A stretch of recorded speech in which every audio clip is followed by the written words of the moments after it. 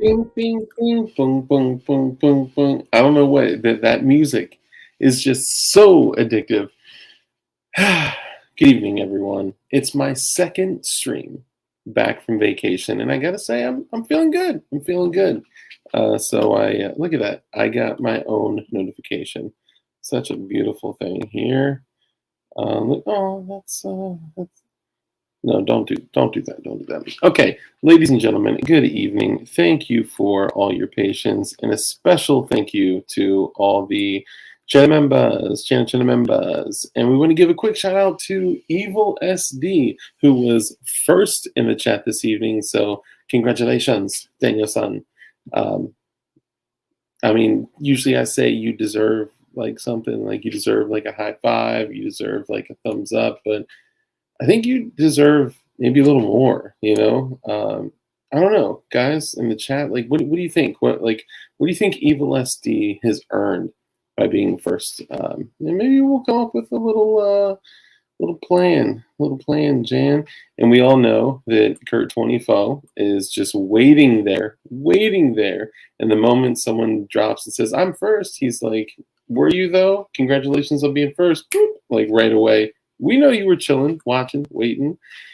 So Kurt 24, the first channel member. Who else we got up in here? Okay. Oh, C&T Designs in Arms. Channel member. What's up, brother? Good to see you. We got Mike McClune. Channel member. What's up, brother? And guys, I don't know if you've taken the time to check out, C&T Designs in Arms, but he's been dropping hella content lately, man. I'm actually really happy to see that. So yeah, keep it up, man. Make sure we support him. We want to support all the people in our fam that's doing their thing. So yeah, go to C&T Designs and Arms, blah, and then subscribe, click the bell notification button and all that stuff, and send him some messages, like his stuff, comment on his stuff, and then comment on the comments of the commentation. Ron Wayne, channel member, what's up, brother? Good to see you, man. Hope Miss Misty is doing well. Who else we got in here? Okay, ADX R920, channel member, what's up, brother? Evan Budzinski, channel member, what's up, man? Good to see you. Thank you for joining us. And actually, I saw a few messages. I was on an Instagram call, and I saw a few messages from you, so I'm going to get back with you ASAP, my brother. Shooting Gallery New England in the flesh. Channel member, what's up, brother? Who else we got? Jeff Cron, channel member. UAV Hero, channel member. Gentlemen, thank you for joining us. Murphy's Law, channel member. Oh, and my chat just refreshed. Gee, freaking D it. John Crump live? John Crump lives. Just kidding. John Crump live, brother. Channel member. Thank you. Who else we got? Actually, Crump, I got to get with you, bro, because I have several firearms coming into an FFL in an area, and I'm going to be doing paperwork on a gang of them all at once. And I was like, fuck, I didn't realize that was going to happen. So y'all know what to expect. You can expect the ATF coming to my door, knocking on the door, saying, I see that you had a multiple firearms, a multiple handgun form filled out on this date. Could you provide us with the firearms so we can look at them with our eyes? And what do y'all think I'll say? That'll be fun. Please believe that the whole will be live streamed, and you guys will get front row seats to that ish. Who else we got? UAV. Yo, shout out to UAV Hero, man. I've been seeing like the pictures and shit he's been sending me, dude. I swear, UAV Hero has some of the cleanest prints, like crazy. Like the shit looks injection molded, dude. It's crazy. Whatever you're doing, dude, I don't know. I may need to download your whole shit. Like, yeah, your whole, yeah. Oh, Marconi. Que pedo, mi amigo. My bad, Marconi. I didn't hit you up, man. I know we talked about talking. My bad. I just got sidetracked, man. Got a bunch of shit going on, which I'm probably gonna fill y'all in on at the end of the stream tonight. But I'm gonna wait till the end of the stream because I only want to do it with the real ones. With the real ones. So, as you'll likely see in the title, I have a very special guest here. Somebody that's been on a couple times. Somebody that you usually see floating around in chat from time to time. But we have not only a fellow gun dude, not only a 3D printer, not you, Siri, not only a fellow CAD dude, not only a dev dude, this dude's man, this is probably one of the top 10 developers out there as far as the way he thinks about shit. And man, I'll just bring him in here. His name speaks for itself. Ladies and gentlemen, 3D Arms. What's up? Yeah. What's up, brother? Oh, just eating some fruit and chilling. Nice. You know what? Last time we spoke, actually, we were both eating fruit. We were eating the dried mangoes from Costco. Well, it's for me. It's from Costco. For me, it was from Costco too. Oh, you got them from Costco? Where I live, I got them from Costco, but there's way more Sam's around me now. I got to go an hour and a half to Costco. Yeah. Are they basically the same? I like Costco more. Costco's a little more less variety, more bulk. Sam's Club is not. Sam's Club is a little closer to a Walmart. There's okay. Not as much variety as Walmart, but a good amount. They're both pretty good though. I definitely like them both a lot. I was walking through Costco, and you're just looking at a bunch of shit, and I roll through and I see a 72-hour emergency food storage thing, and I was like, oh, that's crazy. Then I saw a 10-pound bag of rice. I was like, oh. Then I saw a 20-pound bag of rice.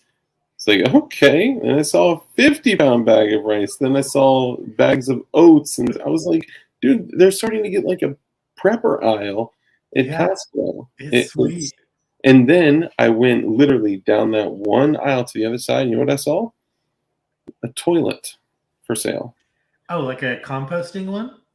No, just a regular. Like a regular at a Costco. Yeah, wild. It's y'all just put any shit out that you get for sale.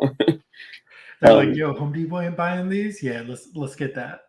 Yeah, right. It's $200. I'm like, how are you profiting off of this? Not only did you have to comes to Costco to get a toilet? Dude, I couldn't stop seeing people stop and look at it whoa, $199 for a toilet? We could rip. Maybe I do need another. I know. Why could put one in the living room. I always wanted to shit while I watch TV. Right? That's true. Actually, I would enjoy that. Dude, you know what? I would actually, just because you said that, it just it's thought provocation. I would actually take one.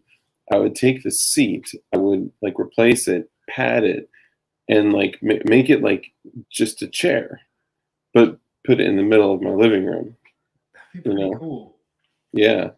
There's but it also calls back in the day where there was a toilet just in the living room. They never even talked about it. What was it again? There was some sitcom back in the day where they just had a toilet as a chair, and I can't remember which one it was. Really? Yeah. Damn. Somebody in chat, if you remember, let me know. Yeah, I don't remember that. Shout out to. Maybe it was just a fever dream of mine. I think it's real though. It could. I just think you deeply want to have a toilet in your living room. It's so bad. So bad. Could you imagine? Well, yeah. So you definitely have to pad it real good because as is, just scrolling on Instagram, my legs go numb. Yeah, literally. My legs will fall asleep. I can tell when I've been on the toilet for too long because my legs stop working. But it's weird because it's like it's not like you slowly start to feel them like tingling going to sleep. It's like you move a little bit and you're like, oh shit. Like yeah, I'm wiggly. I'm wiggly. Yeah. So Tech Money says a new tack knife came in. Sweet piece of hardware. Hell yeah. I hope you used code DARK. I hope you saved 20% off your shit. And I also got some new knives coming in. I got some, so I've made a relationship with Tack Knives USA. They're a great company. They hand make these OTF blades, and they even, so hold on, they even have a little PWEDC blue glowy miniature, and it's in like the steel is like something crazy like SDV 10 or SVD 10 or like some like way too ridiculous steel for this size. You know what I mean? Like Yeah. a little unnecessary. Overkill. Yeah, but it's such an adorable little useful tool. And all of you guys, if you are interested in tack knives, Tack Knives USA, you can get 20% off by using code DARK. And I don't want to say too much yet, but after speaking with the owner, the guy who like envisioned all this shit, right? I've been working with him. Been selling some of the Halo clones. Which that's like a $750 knife that is for sale for $159, but I'm selling them to viewers for $109. So if anyone wants one, holler at me. But they're great fucking quality knives. These are the cheaper ones of the bunch that I'm carrying just for like the beaters. But there may be a very, very popular, one of the most popular knives on his website that he may, I don't know how much I'm allowed to say yet till next month, but fuck it. There may be a blue Damascus blade on one of his knives coming out soon, or it may even be out on the website now. So if you see one of the largest, OTF knives out there, and it's a blue, it's not real Damascus, it's laser etched Damascus, but Which is stronger yeah, than right. actual And Damascus. So that's true. yeah, it's laser Damascus, um, but it's glowy blue. And, I am one of the only channels that he partnered with that has under 50,000 viewers and subscribers. And after the first month, he was like, dude, your channel, like for the size, your channel engagement is fucking nuts. Like, it's crazy. You're getting like damn near 100 people in the live stream. Like, right now, we just started. We got 56, almost 60 people in here, man. It's awesome. I fucking love you guys. Got the best viewers in the world. But anyway, this isn't about me or us or I. Shout out to 1776 Supply Co. They got a screaming fucking deal that I want to hit as well before we truly introduce 3D Arms and also Tack Knives USA. I want to tell all you guys before we jump into this that you guys probably saw that 1776 had frames for $50. They sold through all of those, literal thousands of those gone in a day.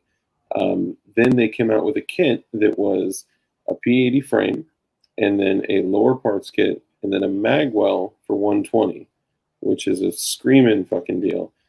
They called it the deadline deal. Now what these fools did is they made a complete Glock 19 kit that is a $1,000 build that they're selling. Get this.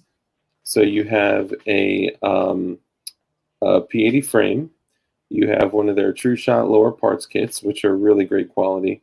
You have an RMR cut windowed slide, a slide parts kit, a titanium nitride gold barrel, and metal sights for $380. Like, that's crazy. It's a $200 barrel, a $200 slide. Like, already just there alone, you're already there. So They're literally like not even breaking even because we just want to get this shit out before the deadline. So do me a favor, support them. It's really important that just because they're like doing it for the homies, they're like actually in it for the cause. Let's show them some support, guys. And I don't even know if that offer is available yet on their site. It probably will be this evening, or hit them up on Instagram as well. So let's show them some love. And yeah, so let's jump into it. So if I may, 3D Arms, please let everyone know who you are, what you do, and where they can find you. So you can find me on, I'm on Instagram more than anything, just because I can do it just scrolling, being lazy. I do make YouTube videos. My last one got taken down. I've been super lazy about doing new ones. But I've recorded enough for like 7 more dope videos. I just got to sit down and make it happen on the computer. But so I design guns. I used to just print guns. But then I was like, I got ideas that nobody's doing. Like, I got to learn how to like make these. So back in like 2019, I think it was, I started developing some stuff. And soon, can I touch guns on Scream now? Stream now? So interesting thing. I'm not sure. A week ago, I was saying yes, and I've handled now like over And a then dozen. tons of people are getting.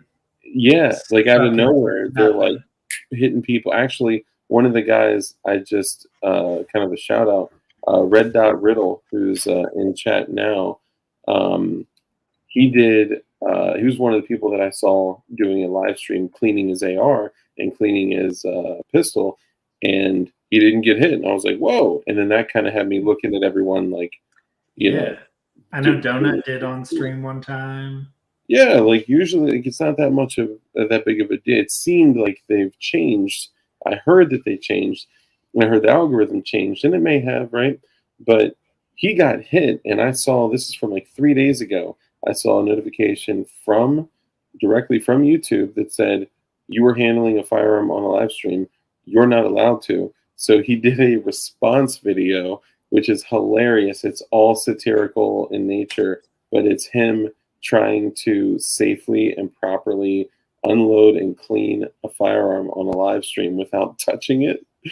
Oh my God, it's hilarious. So all you guys got to go check that out. But yeah, so I would say maybe not. Go ahead. I don't fucking care. Go ahead. Why not? So this is what I've been just randomly say like lasagna and stuff while you do it. This piece of apple pie, because that's actually what it's called, is what I've been working on recently. And so this is a collaboration with Middleton Made. Basically, I came up with the idea of doing a pump action AR, which, as far as usefulness, if you don't have a suppressor, there's not too much point for it, but it's really fun. If you do have a suppressor, it makes it way quieter. But I was just like, this is just fun. And like, it's a super easy project. Tons of people have like an AR barrel laying around, have an extra BCG laying around. I was like, this is something that like anybody could do. And it's just fun.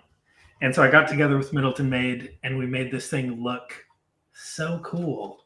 Dude, that thing is sleek looking, man. It's airsoft replica. Made it look so cool.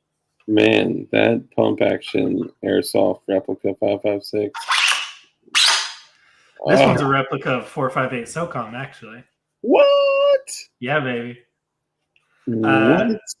In my most recent, actually, I think I did put it on YouTube too, but Instagram, at least, and probably YouTube video, it's just me busting watermelons with these. Dude, I didn't realize I was in 458 SOCOM. Yeah. Holy shit. It's a beefy boy. So I was looking up the like foot pounds of the different calibers, and 458 is only a little bit below 308 in terms of muzzle energy.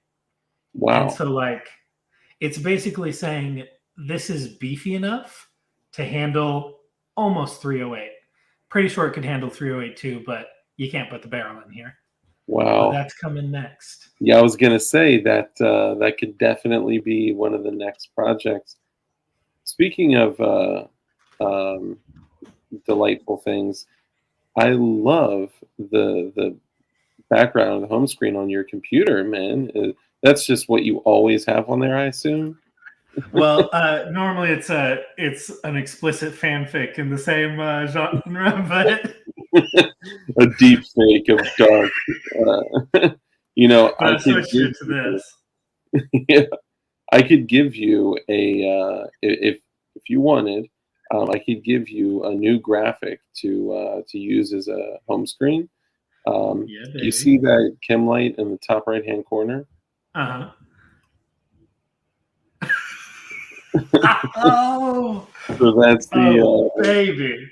yeah, that's the new and of course, I mean, we got the chicken bone syringe, we got 1776, we got the glowies, we got the chem light American United flag. flag of Kim lights.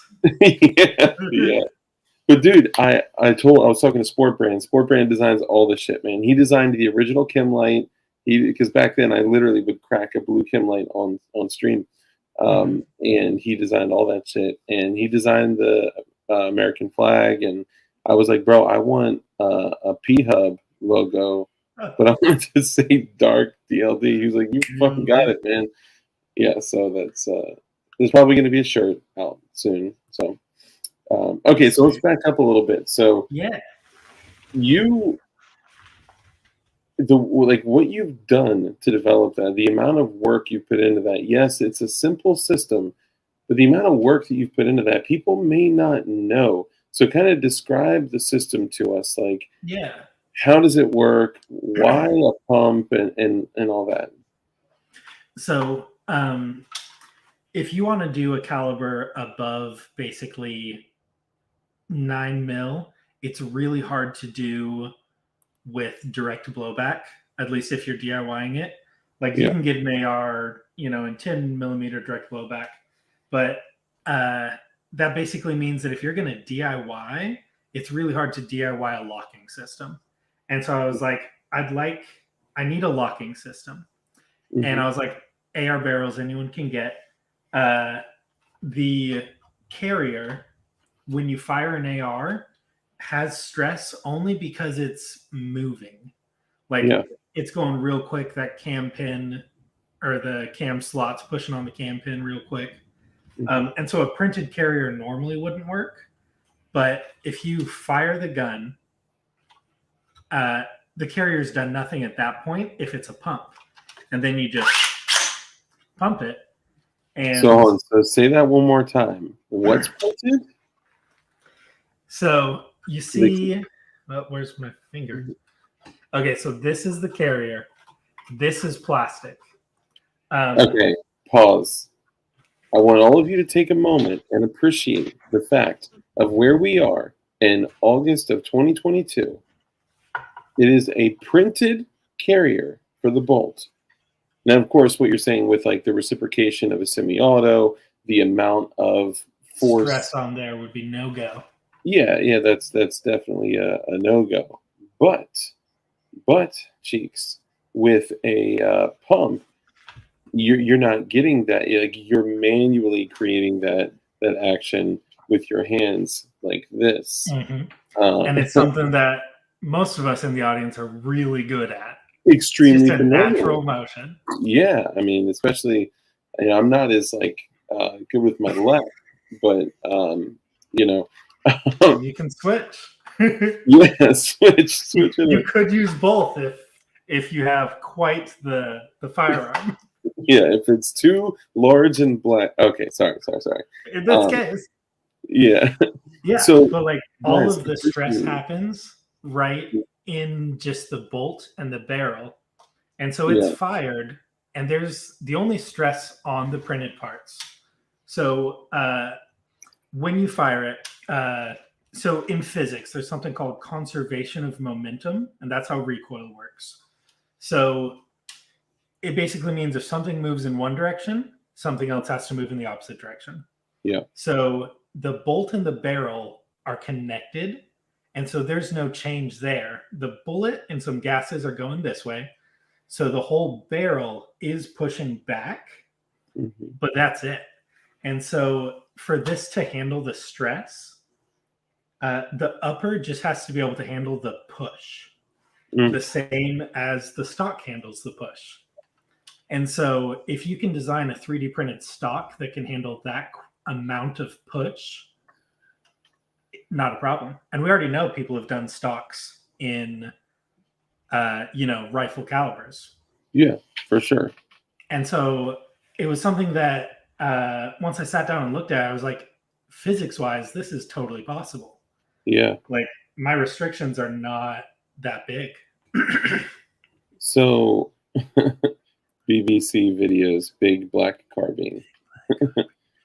So, okay, now I just wanted to make sure we put a very special focus on the fact that the carrier that bolt is in is printed on a 3D printer, like so. It's And this printed. is regular PLA plus. I can print in better materials, but when I'm doing dev work, I don't, because I want it to be something anyone can do. Yeah. So this is just regular. You could print this. This is a 3-hour print on your printer. Boom, done. That's crazy. And you actually, if I'm not mistaken, you've threaded in a tube essentially to the gas key, right? Or can you open it up and show us a little bit? Or let me see. Let me grab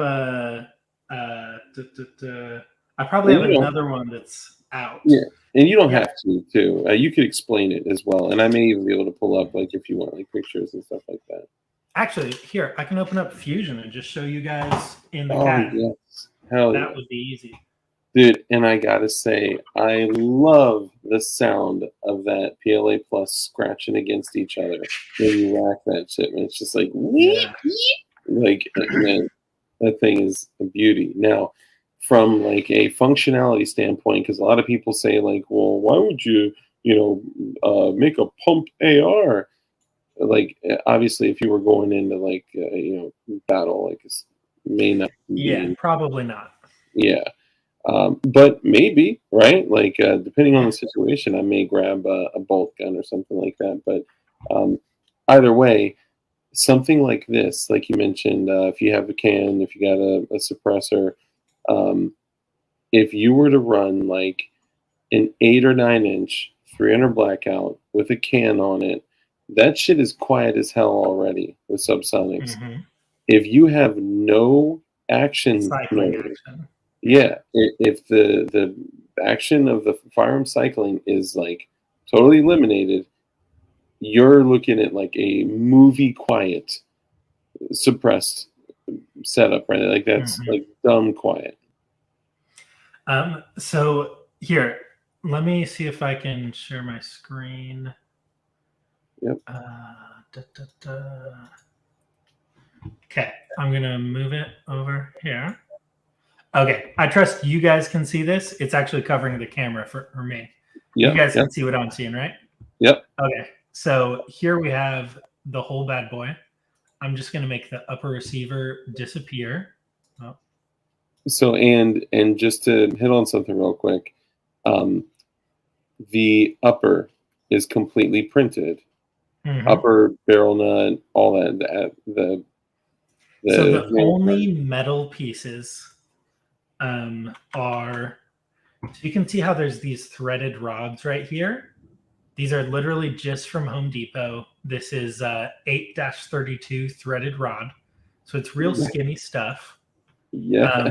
And then there's some like little bolts here, AR trigger, but almost everything is printed. So let's go ahead and just grab this guy and move it up so we can take a better look. Yep. So this is correct, Joe Morris. No need for a buffer tube. That's correct. Yeah. So this one is chopped, and you can take a metal one and chop it yourself. And then we have a print that looks like this that will replace the gas key. That connection does become kind of a weak point. But you can, if you're nervous about a printed carrier, which I understand you being nervous about a printed carrier. Like I don't fault somebody for being nervous about that. You can see it looks basically just like your regular carrier would, except somebody chopped it right back here. And so in this hole, there's this threaded rod here, and that connects it to the pump.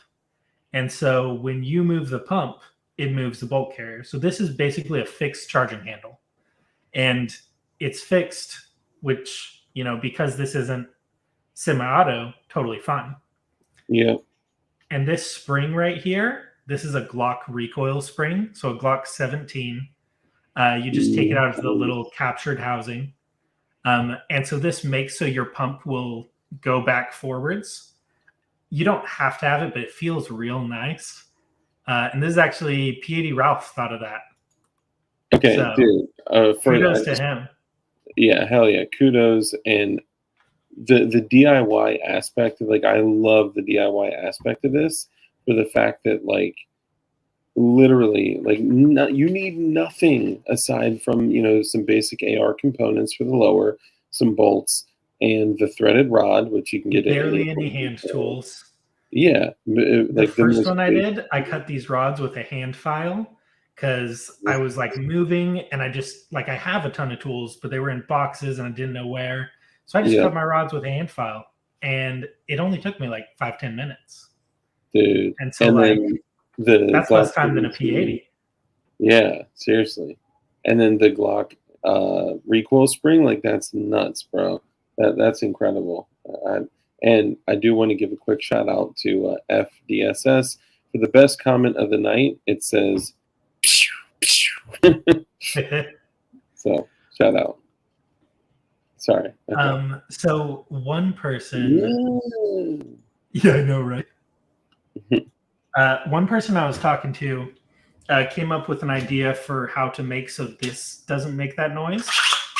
So normally the noise is kind of cool. But let's say you're hunting and you don't want anything to hear you. Yeah. So I haven't implemented this idea yet, and it'll probably be in like a V2 release later. But if you put little channels in here where you could feed some filament from your 3D printer, you would end up with a perfectly smooth line, and then you have this run on those filament lines instead of on the because you got your layer lines. Yeah. Like you're always going to have that.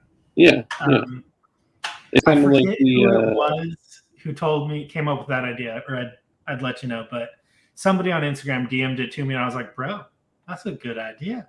Dude, I love the ingenuity. Like, in this community, man, it's nuts. Like, I was on an Instagram call with 1776, and I was talking with him. He was like, oh, bro, like, I, totally, like, put together this 100% 3D printed 22 remix, and he starts, busting all this shit out. And I was like, hold on, like, those AR sights are printed. He's like, yeah, he did kind of like a rotodiode Peter rear sight, like an HK style front and rear sight. And the front sight, I was like, bro, the sight on it is red. How did you do that? He said, oh, it's just cut filament. So he literally designed the sight to be like the HK front sight, and then had a spot like the exact size for filament to slide into. So it was just a little red line of filament that you could use as the front sight. It was cool as shit, man. So I had something. That was you, UAV Hero? Dude, that's awesome. UAV Hero. He's so cool, man. One of the beta guys, his prints are way cleaner than mine. Like, they're so good. Dude, he is like master level with everything. Like, the first time I met him, he was sending me pictures of prints, like invader frames, shit like that he not only printed beautifully, like they literally looked injection molded, but then he Cerakoted them taped them all and prepped them like perfectly, and then like Cerakoted them, cured them, and then Cerakoted the grips and stippling different colors, and like the amount of work he puts into that shit is like literally expert level. Yeah, you gotta respect when someone like takes pride in craftsmanship, like in Hell, anything. Like it's hell, just like you respect that. There's something like masculine. Obviously, chicks can do it too. But like about like good craftsmanship. hell yeah, man! Like It's I've been 3D printing for more than a decade, and his prints are better. It's wild. damn, that's crazy. Martin Kaminsky says, "How does the bolt lock into the barrel when firing?" Yeah. So you see how there's these threaded rods. Mm-hmm. They're literally just clamping. So there's a line right here. So this is one part. This is a different part. And so the barrel literally just gets clamped in there by this piece and the upper. So the most of the barrel extension is in the upper. And then you know how it has like that little flange that Mm-hmm. would normally come right after the threads on your AR. That's where that flange is also in the upper, and then this just flat presses on. A lot of people said it wasn't going to work. Like a lot of people who are really smart, like not just like randos, like some devs I respect a lot, were like, bro, that's not going to work. Like you have to put, an AR barrel nut on there. And Yeah. there are still some benefits to it. It gives you more surface area for clamping, but it works. It works just fine. So how does is that how the bolt stays locked into the like chamber and like how does it stay closed So when you if I fire? was to pull it back, let's say, I exaggerated, but just a little bit.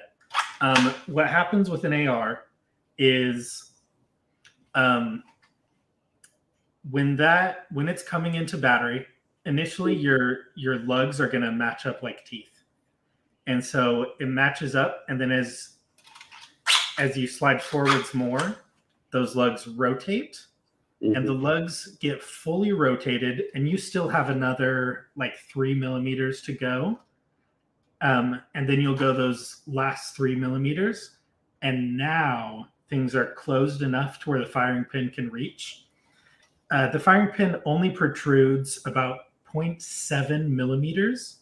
So like, I think that's like 4/100ths of an inch. And so if I was to pull back on this 4/100ths of an inch, like tiny little bit, my lugs are still fully locked.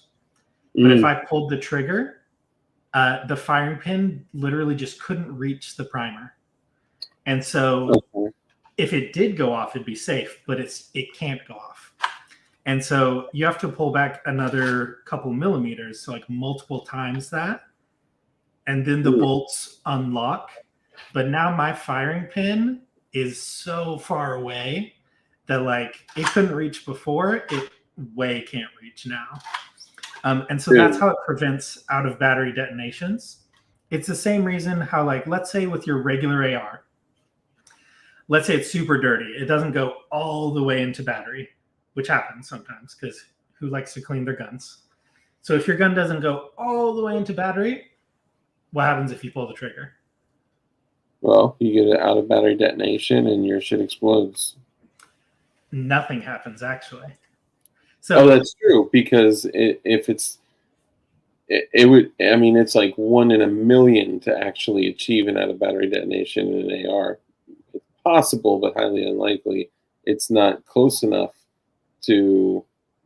No, it couldn't. So I've tried to figure out, because there have been a couple recorded out of batteries in ARs. I've tried to figure out how that's possible. It's got to be some very out of spec parts, because typically what'll happen is if you're less than a millimeter out of battery and you pull the trigger, it literally just won't reach the primer Yeah. and it won't go off. There have been a couple out of battery detonations. Like you'll find like videos on YouTube, Mm-hmm. and I have no idea how they get that to like how that happens, because you can pull back another like 3 times your margin of error, and your lugs are still fully locked. And so maybe it's like super overpressured ammo, or maybe your lugs are maybe the lugs break. That could happen potentially. Kind of shear the lugs. Yeah, and so that's how you avoid an out of battery detonation. Dude, that lower is so sick. Could you? I mean, the lower the stock and like all that. So the stock is 100% Middleton made. Nice. It's still in alpha. I'm just testing it for him. That's I've heard the name of that. What's the name of that stock? Currently, he's calling it the Sauerkraut V2. That's what I thought. I thought it was the Sauerkraut. Yeah, the one you guys saw when I was doing like sharing my screen, that was the Sauerkraut V1, which is smaller, not as bulky. Great brace, but doesn't have a stock option. This has a stock option. So nice. You always want them stock options when you can get them financed. Those Pelosi stonks. Oh my gosh. Yeah. Could you, just out of curiosity, could you use that lower with like a 22 upper or something like that? Or is it previous version of it? You could, but we ended up running into an issue. Two of the beta guys and then me when I tried a larger caliber. Your front takedown pin, the pocket is not that big, and so the amount of plastic you can get there isn't enough really. And so these front takedown pins on the uppers were breaking. And so we shrunk it. So now it's a much smaller pinhole. This uses an M4, which is about a number 8 threaded rod. It's a tiny bit smaller. Yeah. And so for that reason, you actually wouldn't be able to put a regular 22 upper on it. I could definitely mod a 22 upper and make it feasible pretty easily, but you wouldn't be able to just do any 22 upper. It would be pretty dope to have another download pack that has like a 22 upper, like a penis bayonet, other stuff like that. Dude, we got to talk about some ideas, man. Yeah. There's a lot of like potential things that could be done with a pump action.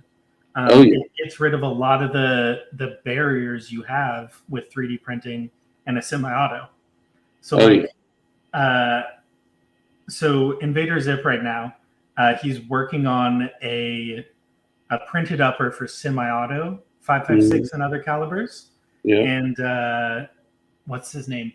PV. Why can't I remember his name right now? Proto Firearms. Sorry, I was remembering his username. Proto Firearms. He had one that I tested on my channel, and the issue is heat. Zip has some pretty complicated, smart Zip guy ways of getting around that, but heat is a difficult thing to get around. Yeah. But if you're using a pump action, your cycling rate is pretty low. I've gone. Hey, what's up, Flying Rich?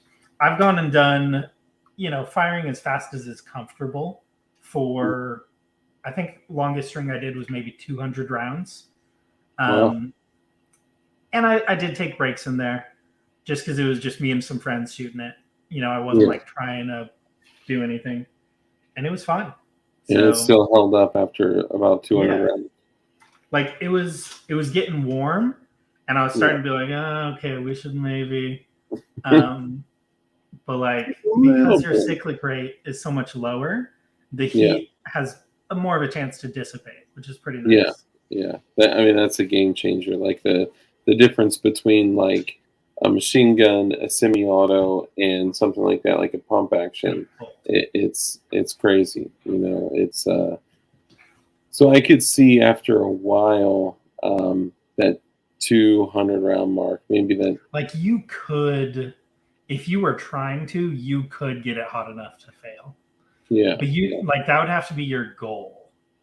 Like if Yeah. you're just using it, pop off 100 rounds with the friends, not going to happen. Yeah. So part of me wants to go ahead and like take it to failure just because. Oh, But that'd be a fun video. It would be. Yeah. I might. But I think you got to, man. That's it's more difficult than with a semi-auto where you can just go. Oh yeah, it's I'm sure it's an arm workout to pump that thing 200 times. Thankfully, I have the training. Yeah, right. 4 and my arms are in 3 dimensions. Yeah. Flying Rich, thank you for the super chat, my brother. $2 super chat. He says 3D arms. Hey, buddy. Have you guys seen Flying Rich's 50 he got? Yes, that Pretty thing dope. is baller. Although, I gotta say, man, I'm a little disappointed. It's not printed. It's not printed. That's what I was gonna say. You got. So let me back up. I keep telling him, I'm like, bro, you should go and print that lower. Yeah, man, that's so. I mean, he's friends with the guys who make the actual lower, so I get it. But yeah, he is. But what do we say? 2 is 1, 1 is none, right? So it doesn't hurt to have a second one. So for all you guys, you guys may not know, but 3D arms. I know you may not be as much of a fan of talking about yourself, but where did you really become like well known? So people noticed me when I posted some things firing a 50 BMG with a printed lower. And what's funny is that project was something that like I had another project that kind of stalled, and I was like annoyed that this other project wasn't going well. And so I was like, let's just do something real quick that I know is going to be easy. And so I made a lower for 50 BMG uppers. And everyone was like, holy, what the? Yeah. And it's super fun. At this point, I'm getting close to 200 rounds on it. No cracks, no nothing. It's holding up. So pretty soon it'll have a full release. But you can find the files if you look pretty easily. It's an open beta. So they are out there. Mm-hmm. So let me dude, I love the green and purple, by the way. So hold on, was the you posted? Okay, hold on, we got to show this, people. Okay, so for all you guys out there, I just pulled up your Instagram. Let me share this screen here. Okay, so I just pulled up 3D Arms Instagram, and here is the 458 SOCOM. Ooh! Bro! So fun. Oh my god. Okay, I gotta see that again. It felt like I jumped in a pool. I was so soaked. Dude, that's crazy. Bro. That kinetic energy, like there's nothing left. It's nuts. Let me see. Ooh, God, look at that thing. I mean, it shreds it all the way. Oh, dude, straight pink mist. I mean, that is impressive. Maybe I've been sleeping on the 458 SOCOM a little too much, man. I think I need to set my cartridge. Yeah, man, that's dope. So here is what he was showing us here. Here is... This is an earlier version of it. We did have to redesign a couple of bits. So the one on the left is 5.56, and I broke 1,000 rounds in it, and I was like, "Bro, we are good." Yeah. But then somehow it broke for 2 people, like in the beta group, just past those threaded rods. So like it was a safe break, but like it broke, and I was like, balls. So that's why this one looks a little different. It's a little bulkier. Okay. So you just had to reinforce some areas? Yeah, reinforce some areas, make so the threaded rods go further back into the upper, because the threaded rods are really providing the strength. 3D printed plastic along those layer lines is pretty weak, but if you squish those layer lines, hold them together, it's actually super strong. So that's one thing I think a lot of people may not understand how like fucking paramount like these metal rods have been in 3D printed It's a game builds and changer. developments. Yeah, like the Arc, for an example, right? The Arc is held together with metal rods as well, and these are so if you guys think about it, the Arc is printed vertically, Basically right? in the direction that picture has it Exactly. for most of the parts. Yeah, yeah. And because it's printed vertically in the direction that you see it in now, putting threaded rods down in there and tightening them, keeping that compression, it actually compresses those layer lines, which could be potential failure points, presses them together. So it gives it that strength and rigidity to be able to, undergo 35,000 psi in a fully printed upper, fully printed barrel nut, because those rods are, doing the magic. So I would pose a question to you guys, for everyone out there, whether you're a printer, a developer, a spectator, whatever, could it be possible for us to implement some rods in the future and things that you may not even have possibly thought about? And I'll answer for you. The answer is yes. Those rods are going to be a fucking game changer in the future. So just keep an eye out. Now, was this the project that stalled? Yeah, so this is actually this is like my main project. This is what I like This to is the call baby. the FGC 12. Oh, sorry. I hope it gets good enough to where it can do that. I want to call it that. I'm not going to lie. And a lot of people are probably going to not be happy with me saying that. Because But I obviously think, neither of us own that name like of that. course, But it's out of respect and philosophy admiration. of it, the philosophy of like, so every piece on that you could fly to any country in the world and make. Yeah. Not a problem. And so that was a huge point in the development. And so so the FGC is one of my favorite designs.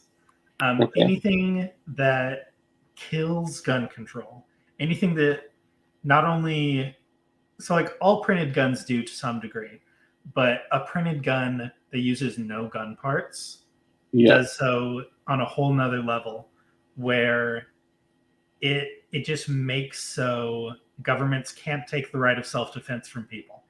Yep. And can't take the right of people to defend themselves against a tyrannical government if need be.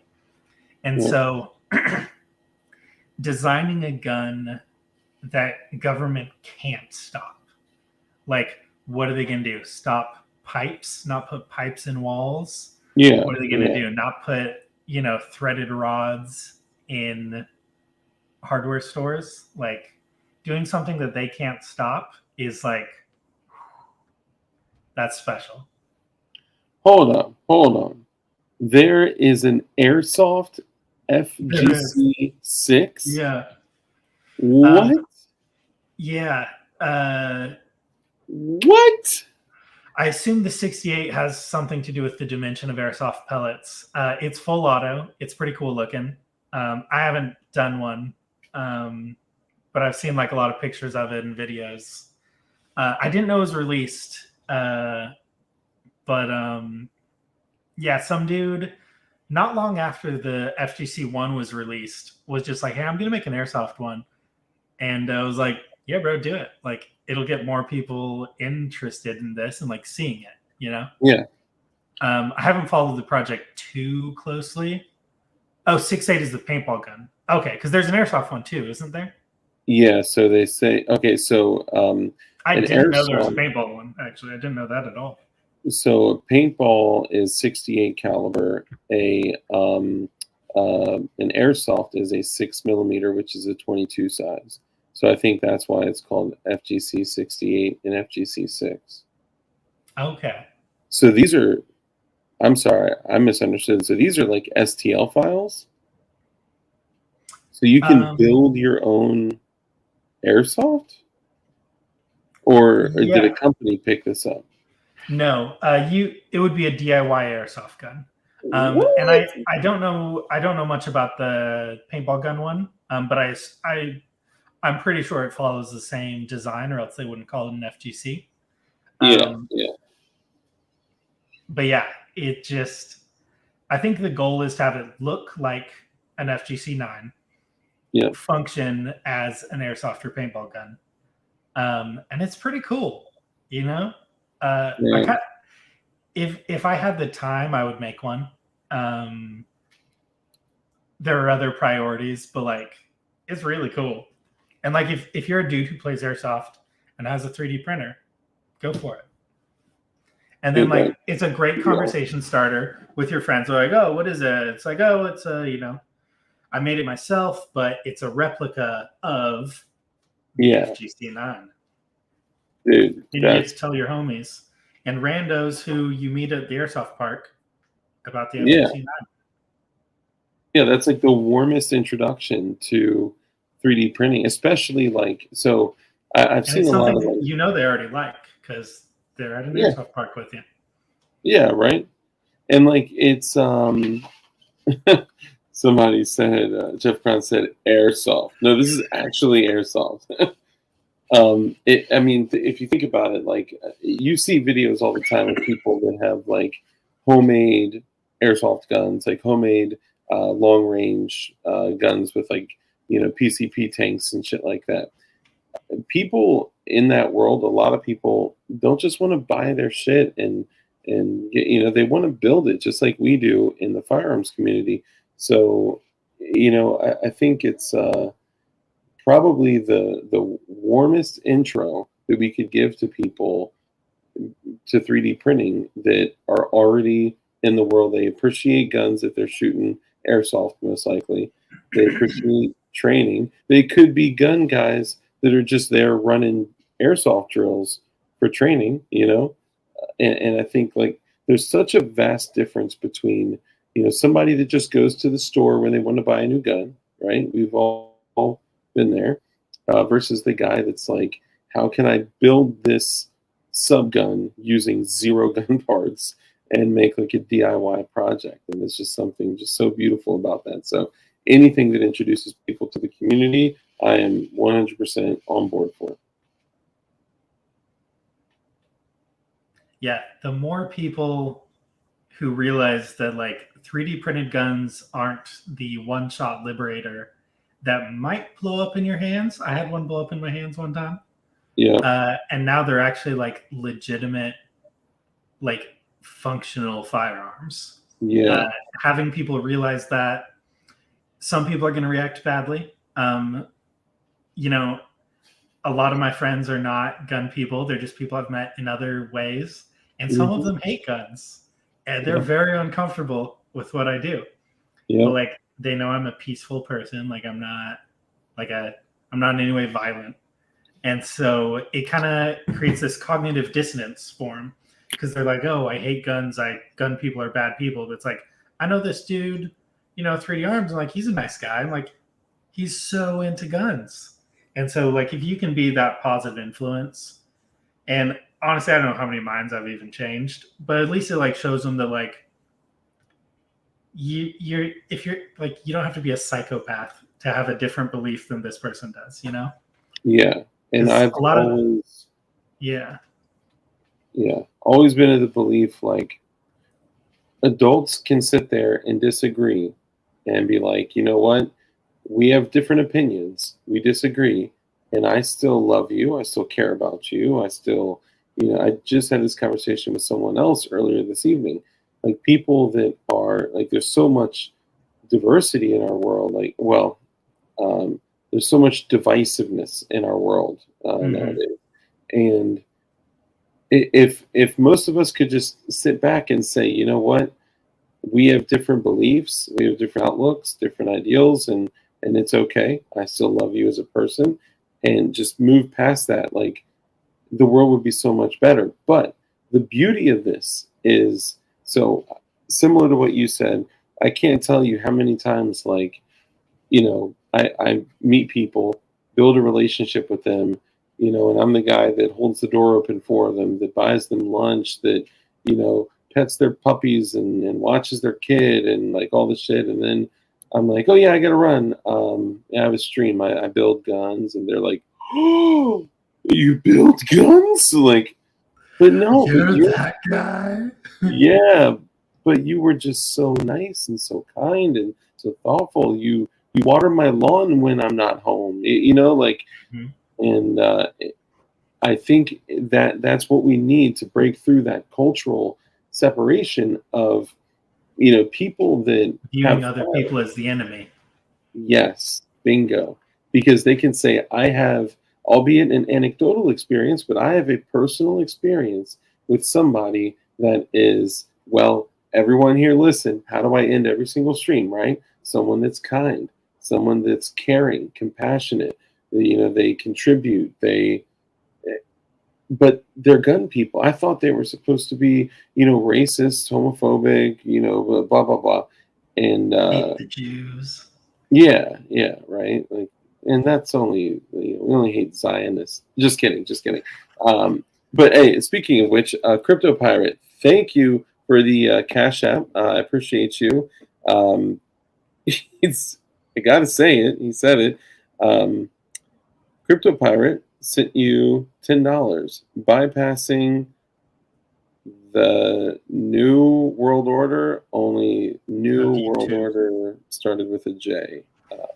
So I'll say that.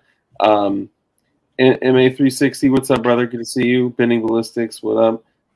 Did I see what happened in Racine, Wisconsin this week? Was that the self-defense situation?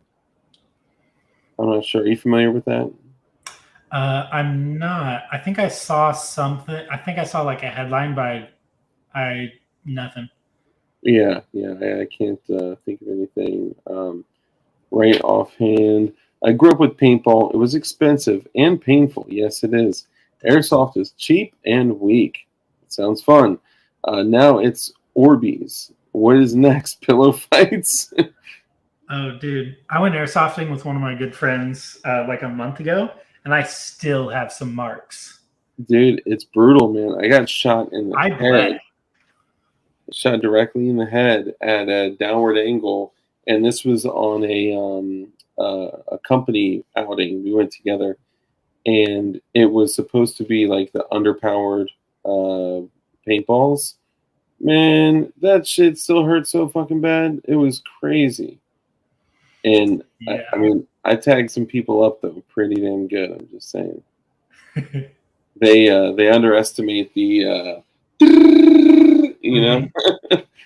I can work these fingers pretty damn quick. Night Custom Builds, what's up, man? Gentlemen, good to see you. Who else? Agorizer, what's up? Good to see you. Jay Duffy, what up? My neighbors had a paintball war in the woods beside my house the other day. I never got invited, but my neighbor knows I'm ringing the steel pretty regularly. They don't want none. Yeah, they don't You want guys none. seen that meme where Grant Thumb's looking at his gun and it's like, When you're at an airsoft match and you think you brought the wrong gun, you realize you Oh brought the man, wrong gun. He's like, yeah. Whoops. Dude, that would be my stupid ass, man. I do some shit like that. so I airsoft don't is play it like on a regular good for ever. learning, like room clearing to a degree. Yeah, Like I was practicing, like it was indoor. I was practicing like slicing the pie and like all that. And yeah. one of the big things I realized was like, if you're the person that's stationary, like unless they know what they're doing, you're gonna wreck them. Because Oh people yeah, just walk through a doorway and go, be like, "You're done, bro. You're done." And dude. like it took no skill. Yeah, Um, and that happened to me a bunch of times too. yep, yeah. You always gotta take every opportunity you can to grow, develop, to sharpen skills. And I think a lot of people miss those opportunities. And it may be mindset. A lot of people go through life with their horse blinders on, right? But whether it be, exercising your awareness, walking through a business, town, city, whatever, right? Like looking at people's hands, waistband, pockets, and shit like that. And I would actually challenge people to, when you go around in public, start looking at everyone's waistband, hands, See if you can catch a pockets. print. Yeah, if you would be surprised how many motherfuckers are carrying around you. Depending on what state you're in, it's actually uh, pretty cool. I actually freaked a dude out because I was at a store and a dude walked past me. He may as well have been wearing a shirt that says, "I have a gun in my pants." But I walked past him and I was like, "Hey, thanks." He's like, "Sorry?" It's like, "Thanks, for," I forgot what I said exactly, but it was something along the lines of like, um, for, fuck, I don't remember. Something along the lines of like, for, caring and protecting the community, and we need more like, civilians like us and whatnot. And he was like, okay, okay. Like you could tell in his head, he was like, how He the was like, fuck did "How's he you know?" know? Yeah, Yeah. but I mean, most people realize that like you can catch a print, pretty easily, um, unless you're me and you keep 36 rounds and a micro compact gun in the front of your waistband with your belly just like covering over it, just like covering that. So instead of like swiping a garment and drawing, I just move my belly. Oh, dude, I'm starting to get that too. Like when I sit now, I'm like, drawing would be kind of hard because there's a Yeah, I'd have strap to in the look way. in from like the side. It's like Yeah. when I'm with my wife and she kind of slips her hand down there, like I have to take that canal, that kind of thing. Got to take the scenic route to get to Yeah, the gun. DLD has perfect gaydar. Just a coincidence. Uh, I don't know. Oh, like regarding like the gun thing. Yeah, yeah. You got a gun in your pants. Are you just happy to see me? Yeah, yeah. That's, I see you're packing heat. yeah, right. You're Heat. packing heat. I would love to take a look at what you got in your pants. I'm sorry. Room clearing, you will get shot. Same with fighting against a knife, you will get cut. Okay, so Yeah.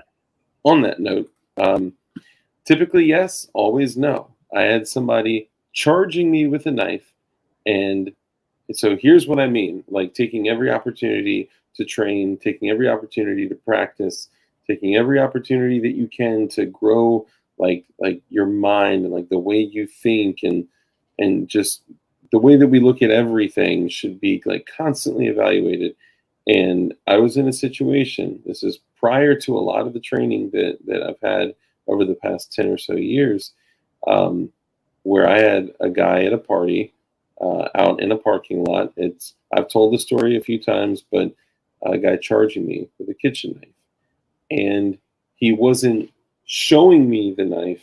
He actually had it here. I have my Tech Knives USA OTF knife. He was tucking it behind his forearm like this, but it was a large chef's knife, like not a cleaver, but a chef's knife. A big one. And I happened to see, because of how wide it was, I saw the shine of the blade from, like, behind his forearm. And the moment that I caught it, he was probably about 21 feet away from me, give or take. And they have the 21-foot rule, right? If someone is charging you with a blade at 21 feet away, the likelihood of you getting your gun out, getting your gun on target, and at least one round off before they get to you is like almost impossible. They can cover that 21 feet like that very quickly.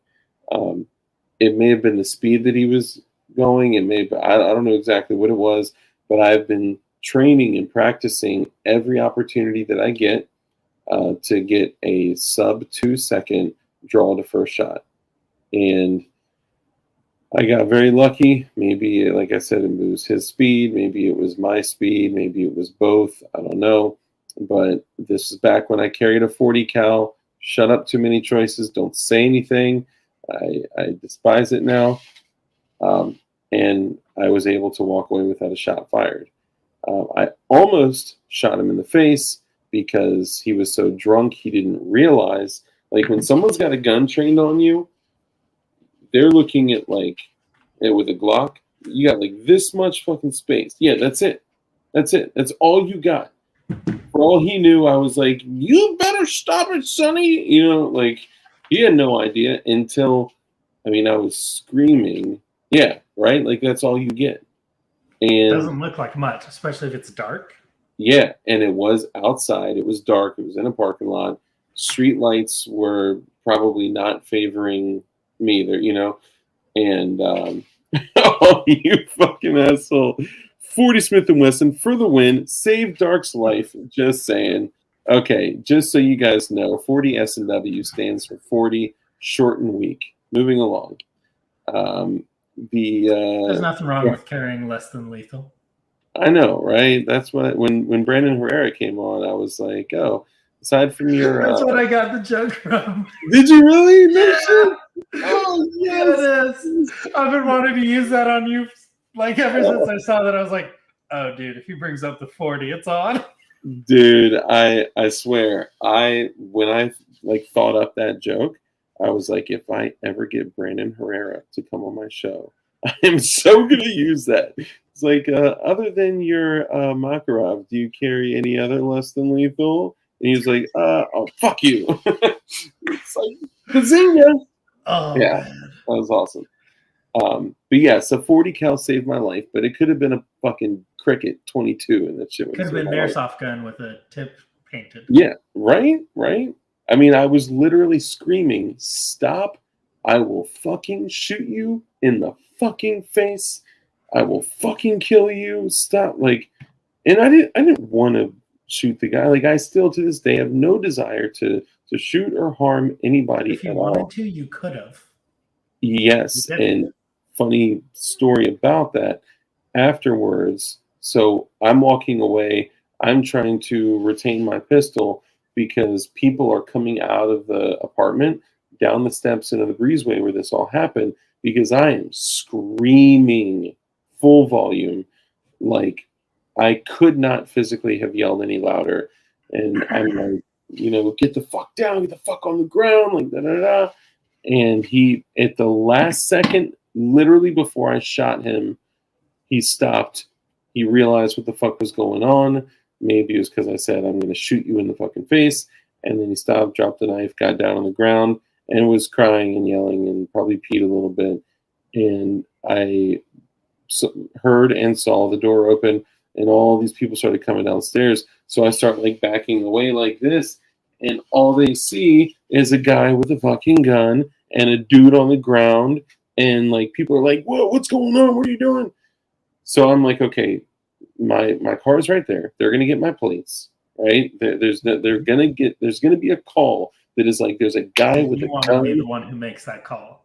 Yes, and the first one to 911 fucking wins in that situation. So I called the police. told them what was going on, and literally the shopping center right behind the housing complex where this happened, I knew there was a pretty big movie theater where, and actually, Riddle, where you're at, um, it is the movie theater that you're thinking of. It is the closest movie theater to your home. So, but don't say where. Um, and so I knew that there was always police there because that's where all the kids went to hang out. And on a Friday, Saturday, Sunday, like if it's a weekend, there's always police there. So I went there and I was like, the call probably already went out. So I gotta, go there assuming that he's gonna draw down on me. So I went, I had my shit reholstered, and it was hold on, really quickly before I go there. The weirdest thing, a dude ran up to me and got like shoulder to shoulder with me, and I was like literally like back the fuck up. And he was like, "Yo, what are you doing? You get your permit?" And I was like, "Yes, I got my permit. What the fuck? I had to draw my handgun on this guy. He pulled a knife on me. He was like, What are "Oh, you gonna do if I don't?" yeah, right." He was like, "I got my permit too." I was like, "Cool. Like, what the fuck? Why is this important to you right now?" Like, Adrenaline is too high dude, I to was have like, that conversation. I was doing weird shit too. Like my teeth were chattering in the summer. Like I was just like fucking off. And he was like trying to have Your like body a dumped every gram of adrenaline it had. dude. It was scary. Like afterwards, I didn't have any fear in the moment because I knew that I could stop him before he came to me with the knife. Yeah. I guess you know. Um, but I also had more faith in my firearm at that time than I do now. I know that now, like my firearm may not be like back then. My mindset would have been like shoot once and then Miami Vice it and like look at him. Like I would have thought that like that's it. That's the laser beam that stops the threat. But anyway, I've now understand ballistics and all that shit a lot more. But I've seen I some cop videos where the guy takes 10 shots and keeps going. crazy. There was one Yeah. recently where dude took 12, and it wasn't until the 12th shot of 9mm, all center mass, that it was, an anatomical hit that dropped him, and he was sober. He was just having a mental health crisis. Man. But I ended up seeing a police officer. Um, I had my handgun back in my waistband. I went up to him and I literally had my hands in the air and I was like, I'm friendly, I'm friendly, I'm friendly. Please don't shoot me. And he was like, "What the fuck are you doing, kid?" And I was like, "Okay, you didn't get the You were fuck." freaking out. Yeah, man. You were probably pretty pale at that point. Yeah, even more pale than I am now. 40 saves another life. Yeah. So I was like, I had to draw my handgun on someone. They pulled a kitchen knife on me. They rushed me. They had already threatened me, physically threatened me, verbally threatened me, like they checked every fucking box, dude. I could have bodied that motherfucker, but I didn't want to, of course. Anyway, I was like, "Officer," I drew my handgun on him, and he rushed me with a knife and blah blah blah. And he was like, "Did you shoot him?" I was like, "No." He said, "Why didn't you shoot him?" I said, "Because I didn't have to. He stopped the behavior that I wanted to stop, right?" He said, "Oh, I would have shot him." It's like, damn. These fucking cops. Oh, man. But yeah, so I'm sorry. I'll shut up now. But that's my little story. You have any crazy incidents like that? So I was on a jury for a trial that was not too different from yours. If you guys want to hear the story, it was Yeah, pretty nice. dude. Okay, you just like hyped up my movie, like childhood movie story time. Okay. Dark was on the So wrong side of the tracks that night. I was not in a good area. I broke every rule. Don't go stupid places. It's stupid with stupid people at stupid times. I broke all of them, and I put myself in that situation, so don't be like Dark. Sorry, go. Okay, so this was, it's been like a decade now. It's the only time I've been on jury duty. And so I get the call for jury duty. And at this point, I'm already super libertarian, so I'm super stoked. I'm like, I want to be on this jury so I can have like a legitimate role in the justice system to Hell make yeah. sure justice happens. And so I do end up getting picked for the jury, and it's a self-defense case. So there was this dude, and he goes to a party. Some gal invites him to a party at this other guy's house, and he's there, and you kind of have to parse together what happened from the different people's testimonies, because they're all a little different. But the gist, it seems like he was kind of talking crap to people, like about how like I'm like super strong, I'm like good at MMA, I can like knock people out, stuff, being an idiot. Yeah. And his side claims he never said anything like that, but multiple people did say that. And so the guy whose house it was, who was wasted, starts getting real mad at him and throws a beer bottle at him, misses, shatters on the wall. And this dude is like, okay, I'm getting out of here. The guy who threw the beer bottle, the trial was like a year after the incident, but he looked like a amateur bodybuilder, like big dude. And the dude who was talking crap was about 5 foot tall and like should not have been talking crap. Yeah. It's usually how it goes. It's like, who is this dumb? But regardless, being dumb doesn't mean you should die. Probably. So he does the smart thing at that point. And he's like, I'm getting out of here. So he goes, he gets in his car. His driver's side window is rolled down. This is Georgia, so it's super hot. So a lot of people leave their windows rolled down. Also, if you're in a sketchy area and you don't want someone to break their window, if they're gonna steal your stuff, you leave your windows down.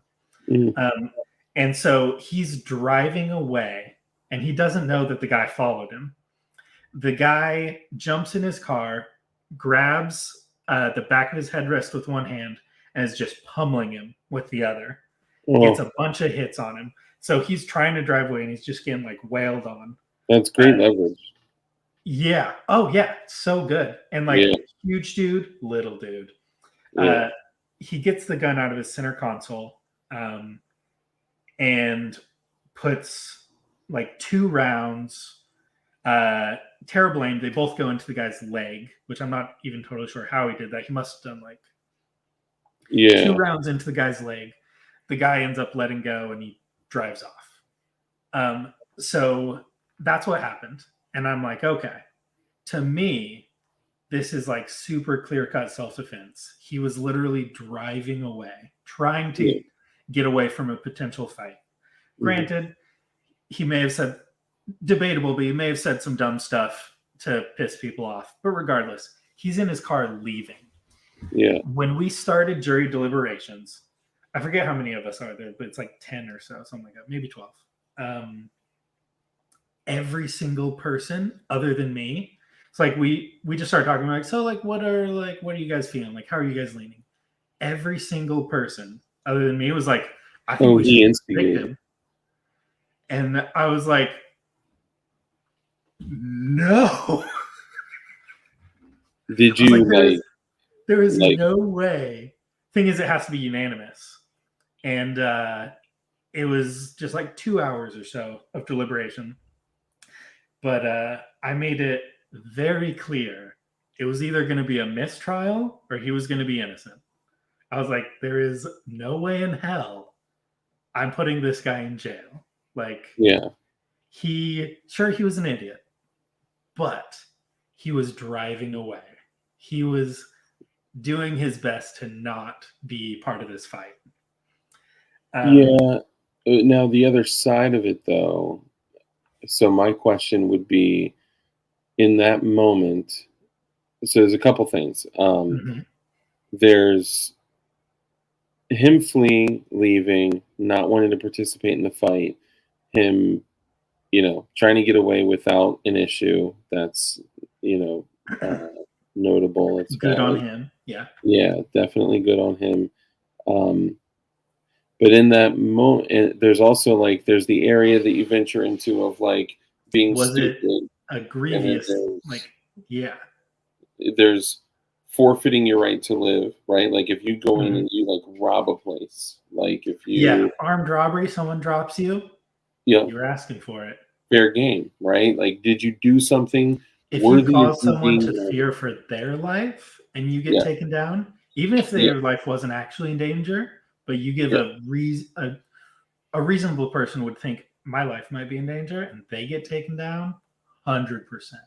yeah. And even though they didn't do something necessarily that was worth like a death sentence, they, in my opinion, forfeited their right to live the moment that they chose, that act, right? Like, but then there's also doing something like worthy of, like we see all the time videos of like You pick a pieces fight of, and then you pull a gun. It's like, well, you picked the fight. yeah, And yeah, that and wouldn't be yeah, self-defense because you started it. yeah, exactly. And I also hate the whole thing. It's like, oh, if I get in a fist fight, I'm just gonna pull my gun. Like, no, there's Mhm. a fist fight, and then there's a lethal There's force. levels. Yeah, they're Yeah. different things. Now, you may want to avoid fist fights if you carry a firearm because a simple fist fight or any interaction can turn into a lethal encounter very quickly. But like, I'm thinking of like where was this guy on these different scales of shit, right? So one seems like he acted stupid, said some stupid shit, but again, that's nowhere near these other Death sentence. areas. Yeah. Yeah, totally, different.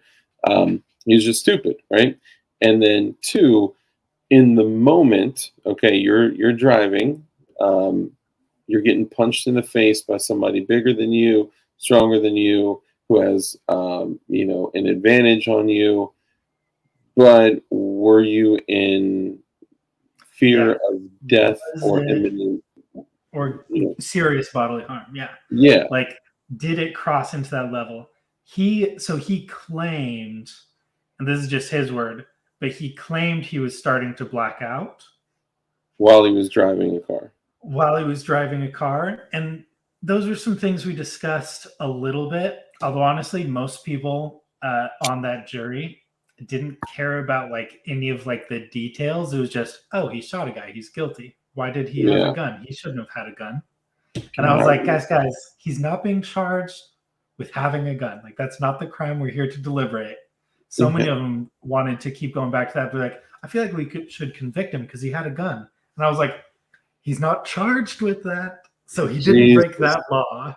That's so fucking sad that like Uh, that's where the world is today. They're like, yeah, but he had a gun. So like mhm. I never do not have a gun, and Same. I'm not out like, well, if you carry a hammer, everything looks like a nail. No, no, it doesn't. Nothing looks like a nail. I I pray that I never need a nail. You even avoid nails when you got that hammer. Yeah, right. Like, but they're trying to find excuses to say that anyone who lives in this culture is bad and wrong, and Mhm. that's kind of you know our life's mission is to change the perspective of that. But I would have to I would have to hear like, The actual oh details. yeah, like, while he was being punched, did the guy say, "I'm gonna fucking kill you"? Like, Mhm. did he truly fear? Like in that moment, we watched the guy, which by the way, I forgot to tell everyone this. The guy that was getting robbed by a The smoke strong arm shop one? robber. Yes, yep, out in Vegas. The guy that drew the knife and went to work and 7 times stabbed dude. Guess what? That dude that got stabbed 7 times, he Lived, lived. didn't he? Yeah, Yeah. he fucking lived. And not only did he live, but that guy, the smoke shop guy, in less than 24 hours later, did a Reddit Ask Me Anything. I saw that. I was like, dude, this is a bad idea. Dude, You need the to worst not idea. say a word. I could not believe he had the balls to like that. That shit's crazy. But then I what was it? So we reviewed that footage 20 times, right? I mean, we're watching it in slow mo. We're seeing like when did he introduce the knife and all this stuff. Because even though like I don't want to like uh, I guess like cast like a positive light on violence, but it's important that good people are skilled in violence, and it's important that you study violence so you can understand, situations that you may find yourself in the Mhm. future. It could save your life or the life of others. So, um, oh, sorry, that's right. So, as we're going through studying this shit 2 dozen times, um, I didn't realize, but YouTube has now age restricted all of my content because of Oh, that one video.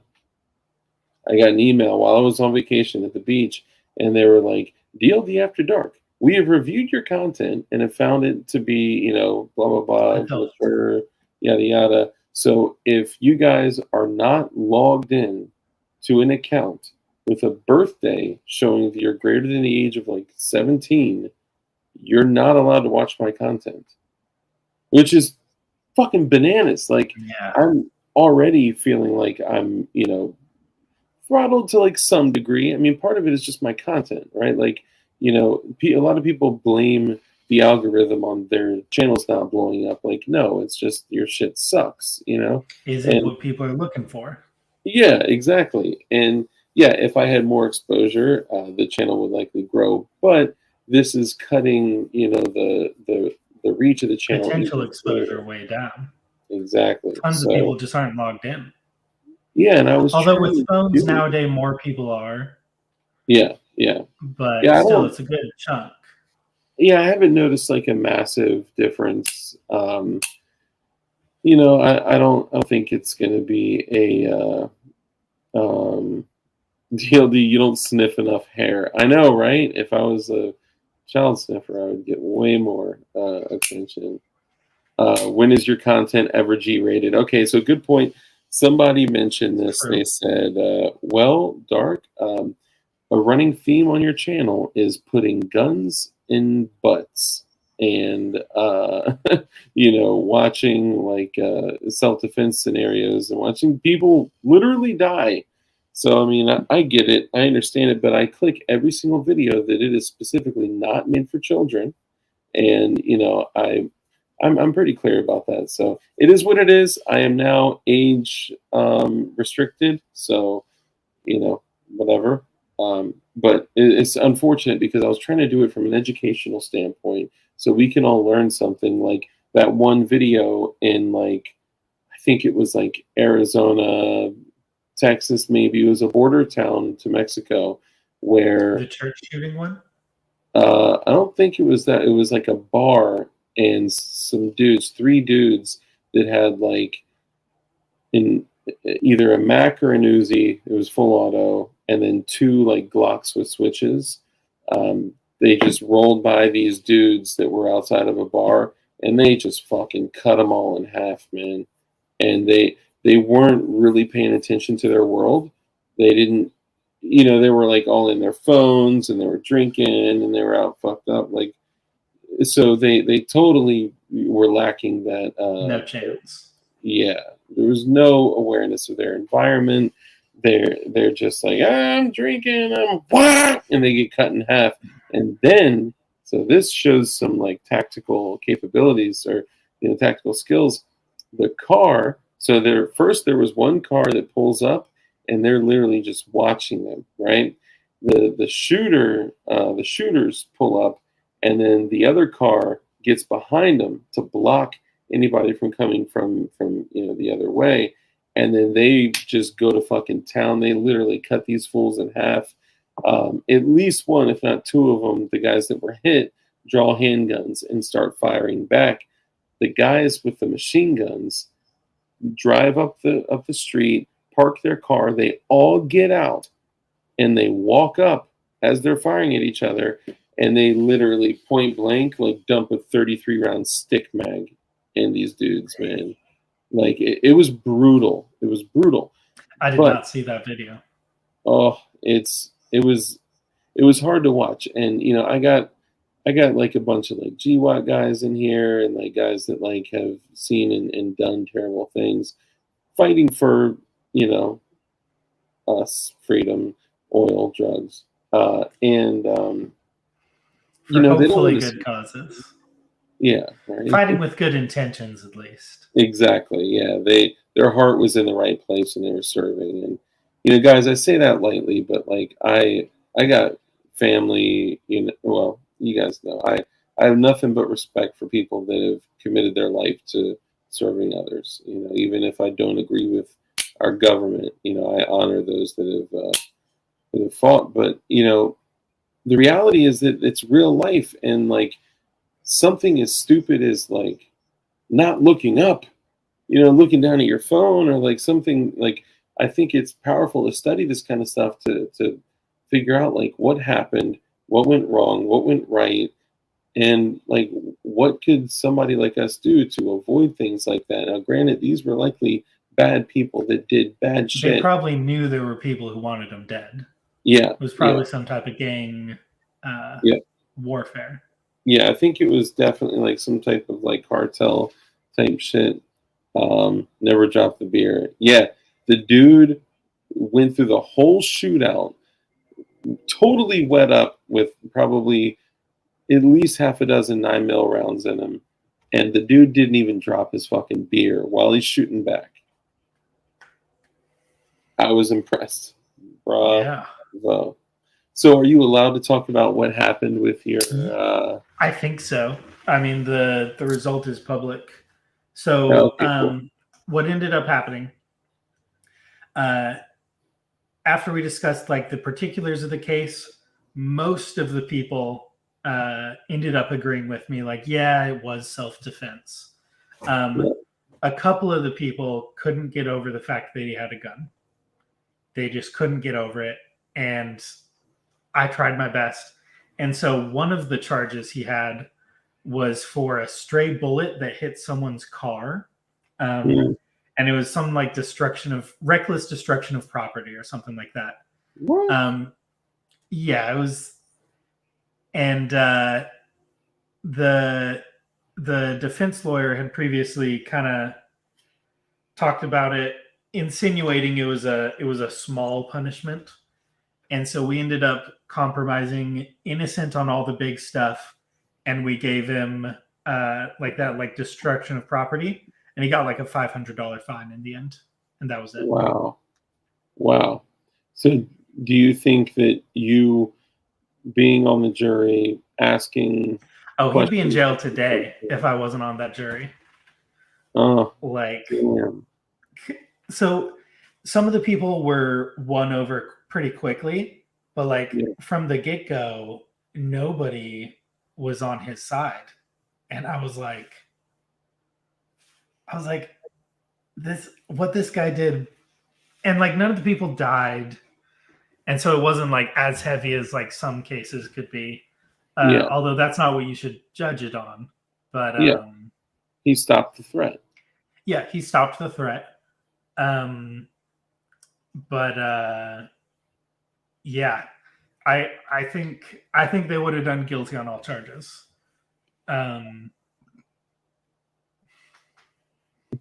Bro, I didn't know you had a jury trial going up. Best of luck, my man. Hey, Plastic Cats. Plastic. Yeah. What's up, brother? So the dude ended up just having to pay like a fine, and that was it. That's crazy, man. That's nuts. And so it's like I didn't think the fine was justified, but as I was thinking it through, I was like, okay, this guy has two options. Either I still keep saying no and we get a mistrial, and then maybe he gets tried again and he gets 20 years, or I compromise on this dumb thing and he gets a fine. And so you don't know what the sentence is. Like, you don't know what the range of possibilities are. And so I was like, I really hope this is as little of a thing as I think it is. Because Yeah. I was scared. Like, what if I compromised on that and they were like, all right, 3 years? Yeah. Like, Exactly. I would feel terrible because he wasn't guilty of that thing that we ended up putting guilty on. It's Well, just, and they could take that and say that it was reckless endangerment, you know? yeah. And I don't remember what the terms were. There might have been, that might have been what it was, but I don't remember. Like the legal terms of what the charges were. It might have been reckless endangerment. Might have been what the charge was. So, question. I think it's important that we all kind of look at like how do you win over people of opposing beliefs, right? And you're a pretty charismatic, likable person. Did you do it through like questions? Did you like how did you convince these people to change their outlook on something? You could, and just before you answer that, Yeah. you could have permanently changed the way these people think about freedom, independence, self-preservation. Like they could be like in our community right now today. With a Like, positive view of self defense, yeah, maybe, or at yeah, least an understanding of what self defense is yeah, and a belief that it's legitimate. Because, yeah, like, or even just a neutral stance of like, yeah. I don't like it, I don't agree with it, but Mm-hmm. you know, the bear has claws so he can fight off attackers. The shark has teeth so he can, not get murked by The well, human makes tools. yeah, exactly. So it, yeah. So how do you think you did it? How were you most effective? Um, Sorry, this is like my so, fidget no, spinner. yeah. So I don't know if it was like the best way to go about it. But the way I did it is we just went through like the details and go, okay, like in this situation, would it be reasonable for a person to think, hey, I might die, um, and we would talk about like some people would say yes, some people would say no, and we'd be like, hey, like a lot of the people here, we're all pretty reasonable people, Yeah. would feel like their life was in danger. Some people wouldn't, but like you can certainly understand how like a reasonable person could see that. Hmm. Um, and so going through like the points like that, going through the actual text of the law, well, they gave us like jury instructions. So Hmm. it wasn't like the text of the law, but the text of the jury instructions. Hmm. Um, and so it was a lot of like, in this situation, like, would you be scared? Like, I'd be scared. And pretty much everyone was like, well, yeah, like somebody's, knocking me unconscious, wailing on Yeah. my face. Like, yeah, I'm going to be terrified. Yeah. And it's like, is it reasonable that he missed while he's having his face smashed in? And they're like, oh, well, yeah, like you're not going to have great aim when your face is, a brownie. Um, and like, that was when I was trying to convince him to do not guilty on the whatever that other one was, which might have been reckless endangerment. I don't remember. But didn't win that fight, even though most people ended up agreeing with me. It was like two people. And the biggest issue I ran into is it's like I'm a very like logical, analytical person. Yeah. Um, some people that does nothing for them, Yeah. It's all emotion. and that's tough for me because I'm like, it's right. Like things can be clear cut, and they're like, but I feel this, Okay, and so I I'm was like, going to say, if you want a shortcut to determining what type of person, you can look at their languaging patterns, and usually people that are more, facts, evidence, like data based, they'll use words like "I think this" or like "determine this" or like "my thoughts are this." So they're actually like using different words than say somebody that says, "Well, I feel like," they're these two separate mm-hmm, planes, and um, behavioral science is broken up into like there's basically like 4 categories of like types of people, and those 2 categories of 2 are broken up into people that, make decisions based off of facts, data, information, and like coming to their own conclusion, or the other people that are more, um, it's usually like the more social people that are more emotional, and they, make decisions based off Their of like gut. feelings. Yeah, yeah. And if you hear somebody use the words like, I feel or I believe, as opposed to I think or I thought or I determined or based on, and then information cited or whatever, Hmm. it's like a fast track of kind of learning who they are. And then you can actually Talk use the that way to they your talk. advantage. Exactly. And then, like, Yeah. because if you say, if they're like, well, I feel X, Y, and Z, and you say, okay, well, what are your thoughts on that? They don't fucking have thoughts on it. They'll converse with you, they'll respond to you, but it's not actually like, hitting them like, Hmm. The they, things that were important to me did like there were like little points of the case that were a big deal for some people and meant nothing to other people. yeah. And so for me, where it was like, no, this is a big deal. People were like, no, that doesn't matter. I'm like, Damn, and so CNC getting on design. people's level would be good. What's that? Say it Um, again. getting on like on people's level, uh, discussing things the way they do. So it's something I think about sometimes is like, if I could do it again, could I have like better like discussion skills, better like people skills to where I could get innocent on all charges? Because that's, Mm, I mean, in the jury deliberation, like we all kind of start with what we think it is, and as we discuss things, our opinions do change. But yeah. like you're watching X amount of trial, like you've formed a lot of strong opinions if you're paying attention. Yeah. And like so a lot of it is I'm trying to convince people that this thing that I believe is true, or like is what we should uh, do. And I wonder, like, could I have done better? Like, could I have gotten not guilty on all charges? Because that's what I want. Like, if I was the only juror, that's what he would have gotten. So here's But one of the challenges. it's tough. Jeff Cron, what's up, brother? He said, "Where are Hey, the bro. weather updates been?" You're right.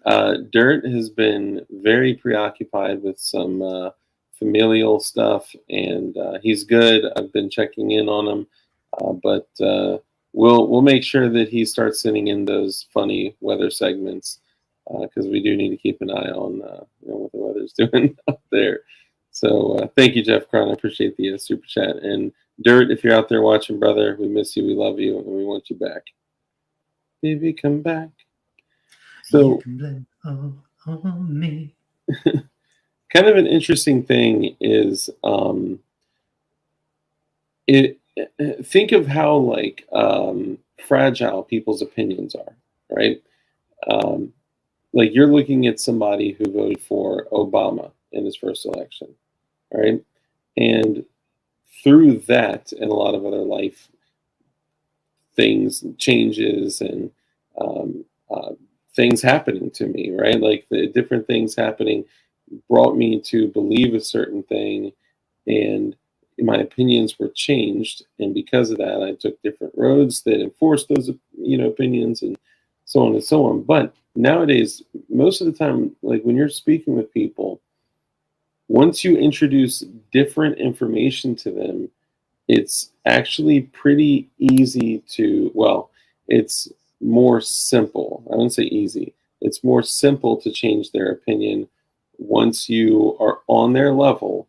And our first thought is to typically give information, and make statements, which is nearly like ineffective. But People if get you, defensive. Yep, that's exactly right. And especially, we usually ask people why. And asking anyone a question of why, well, why did you say that? Why did you do that? Why do you think that way? is actually, we don't notice it, but it's actually offensive. So our subconscious mind takes it as offensive, when like we could change like the words that we use to say, like, instead of, why is that important to you? Well, that sounds a little, it stings a little bit, right? So if you say, what about that is Because it important to you? insinuates that it shouldn't be, or like it insinuates Exactly. you're wrong. Exactly. So saying like, well, what about that is important to you? That'll totally change the way somebody, because it sounds like you're asking because you care, whether you do or don't, it's up to you. But like, telling somebody information, giving them info is so ineffective in communication. The thing, like, if you watch like attorneys talk, right? They're crafting these fucking beautiful questions that bring a person to a place that they know exactly where they're going, and you could do the same thing in conversation, to ask questions to somebody to lead them to a place where they self discover what you wanted to tell them. And when they're the ones that have the idea, they're the They ones that accept it. realize the thought. Bingo. So it's Yeah. like, I don't think you could have done much different other than just those like slight changes in like languaging patterns and shit like that. And for the people saying like, oh, I'm in like psyops and I'm in the CIA and shit, this is literally just from like sales trainings and shit like that. But then actually meeting like some like fucking high speed dudes that like I actually know Learned do, that stuff. it's the same shit. They all like, Dark, do you sell extended car warranties? No. It's yeah, it's very different. But it's all, no matter what you're doing, no matter what you're selling, you can tell someone something. You can say, "Hey, the sky is blue," right? And they'll be like, "Huh? Well, I don't know. I never thought of it. Is this sky? Why is the sky blue? I think the sky, and it's, they may not receive the information the same way, even if they want to believe that information. Their communication patterns may be so different that we don't even fucking know how to communicate that with them on the level that they'll accept the information, take it as true, and run with it. But if you ask them questions to have them self-discover that the sky is blue, then it's like, boom, I had the idea in my head that my sky that's over my head is blue. Then you've won. So I guess I'm saying it's I guess it's not really that important, but I'm Trying to saying, help people discover it themselves rather than telling them. yeah, total game changer. Probably something that takes practice. Like Yeah, it makes sense, but like putting into practice, I think might be difficult. it's Like challenging. you got the way you've always done things, and it's like, okay, I need to like stop and think, like, is there a better way to get this message accepted? Because I can convey the message, I can lay out my side of things, no problem. But getting them to view it as their side of things, I guess. Yeah. So usually the best thing to do, like we usually, oh, Dirt, brother, good to see you, man. Dirt McGirt. Dirty McGurdy. What's up, doggies? Y'all good? Yeah, man, we just mentioned that we miss you. We miss your weather segments. We love you. My PP has been a problem as of late. Oh, that's great. Miss you, man. Hope you're doing well, A brother. lot of different things. Yeah, right. I hope your PP's okay. So get you some clindamycin, my boy. Yeah, flush free. Nice. So one of the things that and we can touch on other stuff. It's interesting. We've like kept like around 60 people in here talking about communication, which is so funny because this is like a freedom channel, a gun channel. It's not a topic people come here for. They're not like, Let's look at like how to communicate better. Like, I want to learn about guns and stuff. I'm gonna go to Dark's channel to learn how to communicate. Like, it's but so. But once you hear it is intriguing. Yeah, I mean, we all have some things in common, and 5 people just left. Like, fuck this. We all have some things in common, which we all have to communicate, no matter what. Whether it's for income, whether it's for relationships, whether it's for commerce, fucking whatever it is. We all have to communicate to achieve something in every in every day. Most people, not everyone, but like Flying Rich doesn't have to communicate with anyone. He works from home all day, and that's just a little joke for him. But basically, we all cast judgment, right? And that's why asking questions. Somebody nuke that fucking bot. That's why, like, Best that adult dating subconscious, site? like, well, why did you do that? Why is that important to you? Or why, like, that's why that kind of stings, because it's like, are you fucking judging me, dude? Right? So, like, one of the kind of rules that I came up with is, like, never cast judgment and always come from curiosity. And coming from a place of curiosity is a game changer, because if you're curious, you ask questions. So it's kind of like a rule that I made that, like, if I want to achieve something in conversation, I have to get there by asking questions. So if the outcome I want is, and this may sound manipulative, but I'm like, none of this is for manipulation. It's so people can understand things on their level, on their terms, to the highest level that they can. It's not for me. It's for them. So if my goal, and you can use this to manipulate, but if my goal is to say, okay, this guy is, should be free. He did this in self-defense or whatever.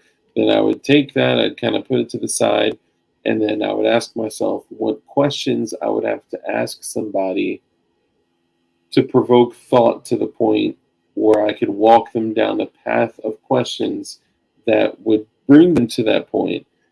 And not everyone is, one, willing to play ball, or two, smart enough to play ball, because so many people are used to just talking on, like, surface level bullshit, that they don't give you enough, like, meat in their answers for follow-up questions and shit like that. And literally, like, sometimes you have to tell them the answer that you wanted them to say, just to be able to take it to the next question, and so on and so on. So it's not always effective, but that's when you can use other things like embedded commands. You can actually embed commands into your speech so that their subconscious brain receives things as a command, because, like, when we're kids, um, our parents tell us, like, take out the garbage, clean your room, do your homework. Like, they give commands in a downswing, right?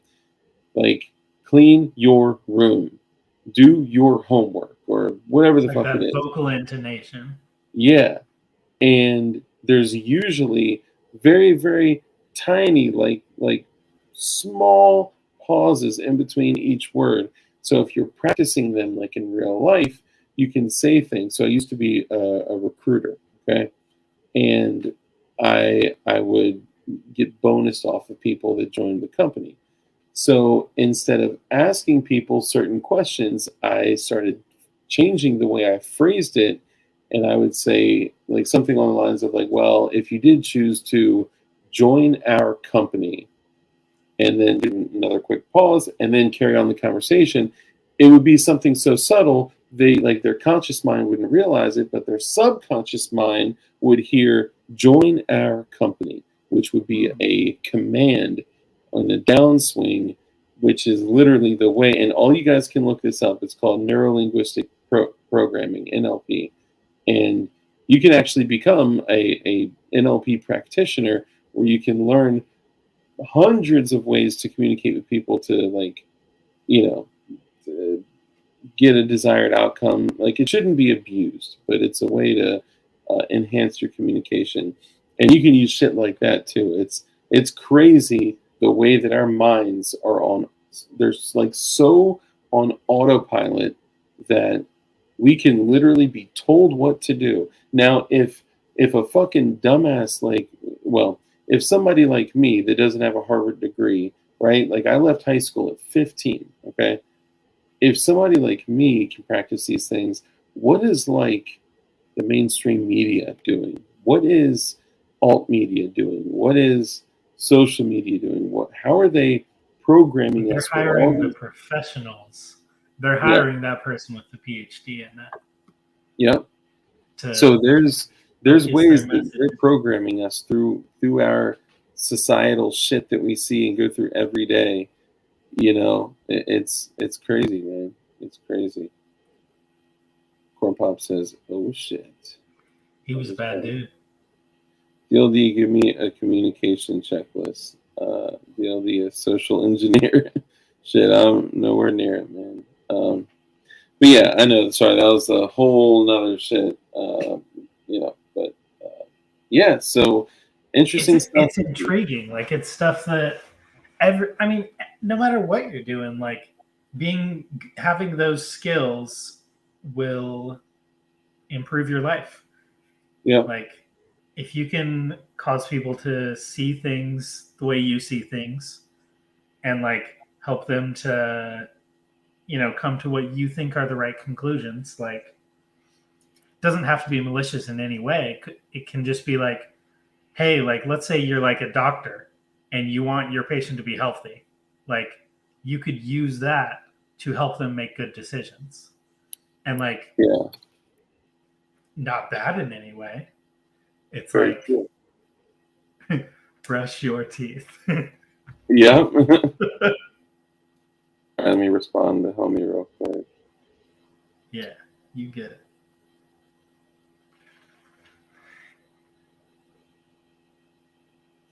Sorry, I was responding. Chuck Norris, I was typing a response. So yeah, it's you and one other person.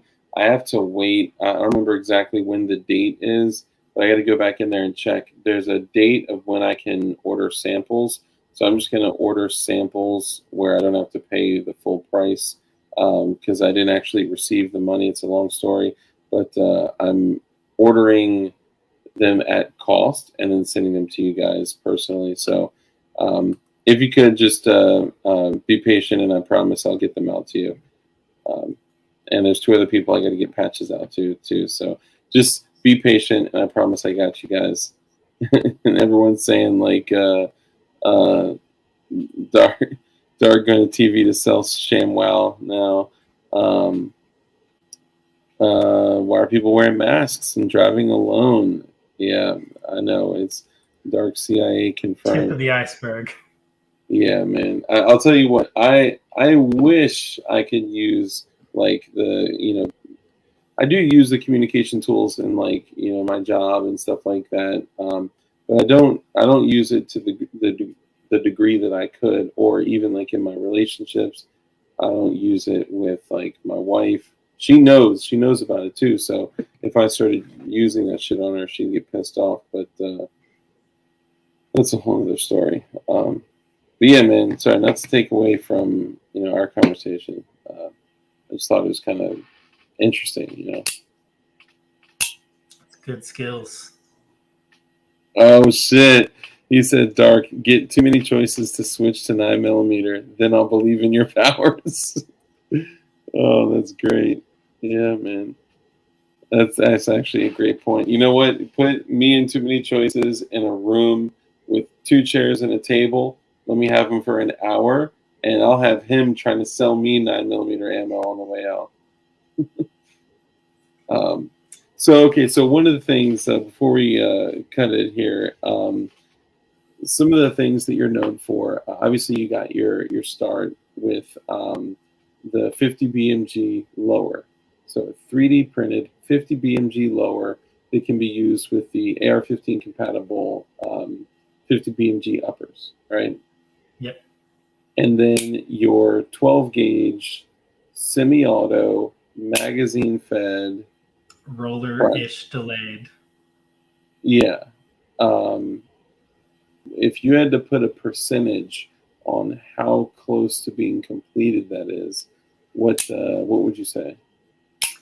So there's just a couple little hurdles to get over before it's fully functional. And then kind of like the tuning phase. Uh, I would like to have it at least in beta by the end of the year. Um, Okay. if I get on it, I'm pretty sure I can make that happen. Because I think I know how to get over the issues it has. I just need to do it and test it.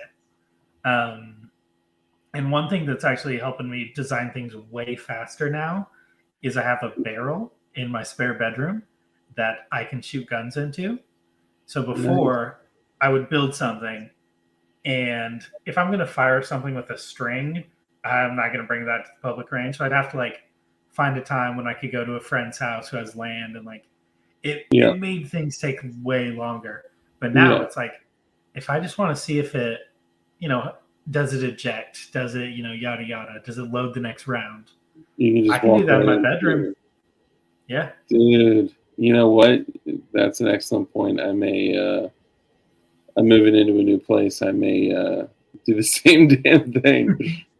Dude, moving is the worst. I still It's tough. have I still have junk all around because I just haven't finished Oh, organizing all that's my crap. I hate it. I got more than Moving that in my sucks. car. Yeah. Um, Is it somewhere you'll have like a little land around you or unfortunately shared not, dude. walls? I'm actually gonna have to get rid of my tomatoes, my strawberries, like all the shit that I've worked really hard on. My cucumbers and my lettuce died, so that's like whatever. All the herbs and shit like that, I don't care. You can get a basil plant, Dried parsley. herbs are just So, fine, honestly. yeah, yeah. Like most, I just I get like excited about growing shit. Like it's something Mhm. that's so special. That's like I took a little tiny nothing and germinated it and then threw it in the ground and then now I have a plant that's giving me something that I can actually eat. Like I was actually on an Instagram like video call with Crypto Pirate sent another $5 cash app. Thank you, dude. Crypto, you guys are awesome, man. I came on here my last stream. Corn Pop sent me $50, and then Kurt sent me $50 on Cash App and PayPal. I was like, oh my god, dude! And it's so much better Some because good dudes. YouTube doesn't take 60% of it when you send it to you know PayPal, Cash App, and shit. Like that's more than the government takes from most people. And I then the know. government takes from that other 40. I know it's crazy, man. It's nuts. It's Did I check my PP? Okay, hold on. Did you send another? Oh my God, hold on, y'all. I have not checked my PP this whole stream, dude. Kurt, oh my God, Kurt sent, bro. He sent me $20, dude. Thank you Kurt so much, Munger. man. You guys have no idea how much this means. Like, right? Hey, can I be vulnerable for a second? Is that okay? I and I'm in a talking mood, and I don't mean to take away from having 3D arms here. And Kurt, thank you, man. I appreciate you and the You good, support. man? I'm an audience member as well. I know you're always here in the stream, and I love you for that, man. But I told you guys that towards the end of the stream, I would give you guys an update. And usually at the end of the stream, we got like all the real ones in here. All the people that are down. Um, you need a song for donations. I should maybe I should do like a violin song or something like that. Basically, like, and it really sucks to be like saying this shit out loud on like stream on YouTube, like. But basically, like the last 2.5, 3 years, um, my wife and I have been having like some serious challenges, and it's kind of come to a head. And I have a 5-year-old with my wife, and um, she's about to get into kindergarten. We've registered her for kindergarten and all that. And after 13 years of being together and 8 years of marriage, we're getting separated. And it fucking sucks. Like every part of it sucks. And everything just kind of fell like in this place where like everything was so rocky, and all these challenges we're going through happen, and then like we're supposed to stay at this place we're at now for another year, and then the owners were like pulled out the rug from underneath of us, and they were like, yo, you guys need to leave, we're going to sell it, you need to leave at the end of August. And we're like, oh my god. So then we start looking for a new place together, and uh, we can't find shit. Like in our area, there's like fucking nothing. And it was stressful looking for a place. We're fighting with each other. She's fighting in, you know, basically, she was like, you know what? We just need to go our own separate ways. So that's where we're at. And now I'm getting my own place. And I just had to spend like fucking, like today I spent like $6,900 to secure this property and pay for some other shit. So I'm like getting fucking totally financially drained while I'm going through like quite possibly the most difficult time in my fucking life. And while my daughter's going into kindergarten, and I'm having to sit down my 5-year-old and tell her why mommy and daddy can't live together anymore. Like, it shit fucking sucks, man. That's tough. Yeah. That blows. So I just wanted to tell y'all, man, because like I don't know, I just wanted to like be honest with y'all and tell y'all what's going on, because shit is not normal right now. Like shit is not all good right now. And I know 69, nice, I know, but it also fucking sucks too.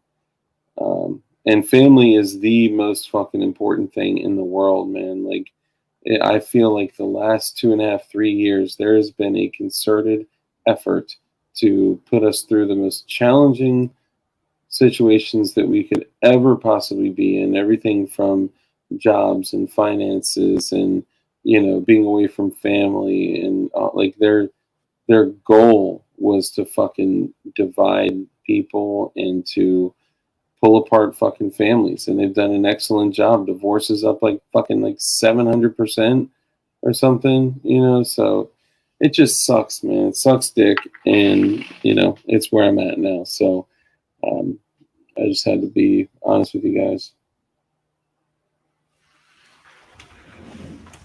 I mean, the honesty is a big part of like why we come here. Like, we feel that connection with you. But Appreciate that, man. that's tough. Taco Syndicate says, this kind of breaks my heart. No, the thing. Yeah.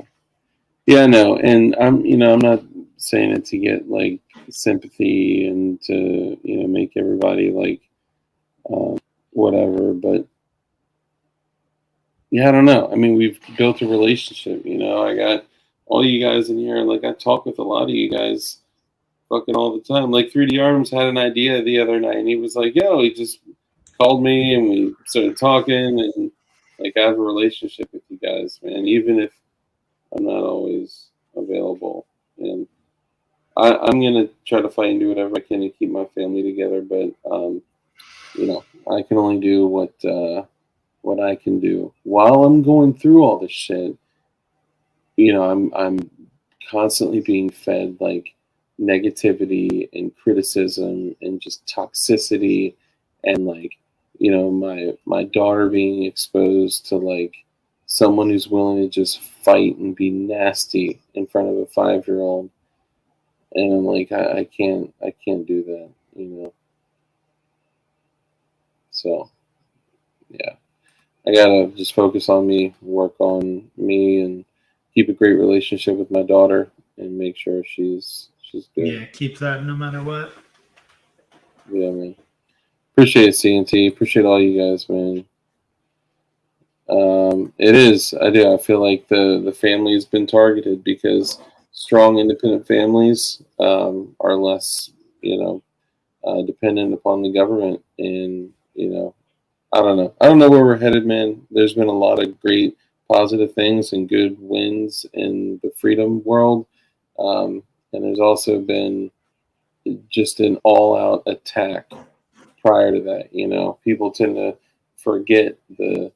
Just look at the last, you know, since COVID hit. Look what's happened to businesses. Look what's happened to families. Look what's happened to free speech. Look what's happened to, you know, all sorts of First Amendment issues and all that shit. And yeah, so I just wanted to tell y'all, just so you know, put it out there. So, but anyway, as we move forward, 3D Arms, what else do you have to hit on before we close out the stream? Oh man. I mean, I'll publish images of projects as they're getting ready. I don't think there's anything I haven't like ever mentioned. Mostly I'm wanting to like get these projects I've started done, but yeah, just try and be good people, be kind, and do your best. Understand that life doesn't always go how it should. You know, you try and do things right. You try and do things as best you can, and crap happens, and Yeah, that's life. yeah, that is true. I will say, kind of a positive thing in all this is that you know, I'll be able to, you know, not being surrounded by like negativity and toxicity and constant criticism, and like I can't even like make a video without like drama, and like I'll be able to put more focus into the channel. I'll be able to do more, not only you know, continue doing streaming, but also be able to do more like hard video drops. You know, I'll be able to have a little bit more time to like go shooting and shit like that. And I got a lot of builds coming up in the future. And I actually have one positive thing to say, or to show rather. I showed this to 3D Arms before we went live. You know, there's a couple companies out there of like optics that I 100% would have no problem going into like battle with, and two of them would be Primary Arms and Holosun. And some people shit on them, right? But the 3D printer will be running 24/7, and I'm gonna plug up that motherfucking GG3 when I get into the new place too. So I'm gonna have that bitch buzzing. Oh, that's so That cool. shit, it's so loud. It's so loud. That's Like, what Trollworks was saying. oh my god, dude! Trollworks was doing a stream, and like he's like 3 rooms away from his garage, and in the background you hear like, it's like, what the fuck is that? Like, is someone vacuuming right next to you? He's like, no, that's my Ghost Gunner 3 rooms over in the garage. Oh You my know, gosh. You can't something sleep like with that. dude. It's definitely something that like you can't like set it and forget it like a print. You know, it's something that you got to do while you're there, focusing on it, following the steps, because each segment you got to follow the software, change Like the turn printer. it or Yep, you got it. But as far as the optics, um, primary arms and Holosun are like my go-to like budget optics, right? Like I I'm agree. not gonna go buy fucking RMRs and like ACOGs and shit like that. Although I love them and appreciate them, and I think they're excellent. And if that's your shit, then you continue running your shit. That's dope. But I'd rather build two more guns and buy two more optics because I'm cheap. But this company reached out to me, okay? And when the company reached out to me, I started laughing hysterically because this is a company that is like known in the 3D world as like Pinty level optics. Pinty and well, I'll keep it there for a second. So they say, "Do you want us to send you something?" And I'm like, you know what? All right, here's 12 things that I see, and pick something from there to send me. And they respond and they're like, you know what? Because of the size of your channel, I don't think they looked at my engagement. Because of the size of your channel, we can send you one thing. And I was like, okay, whatever.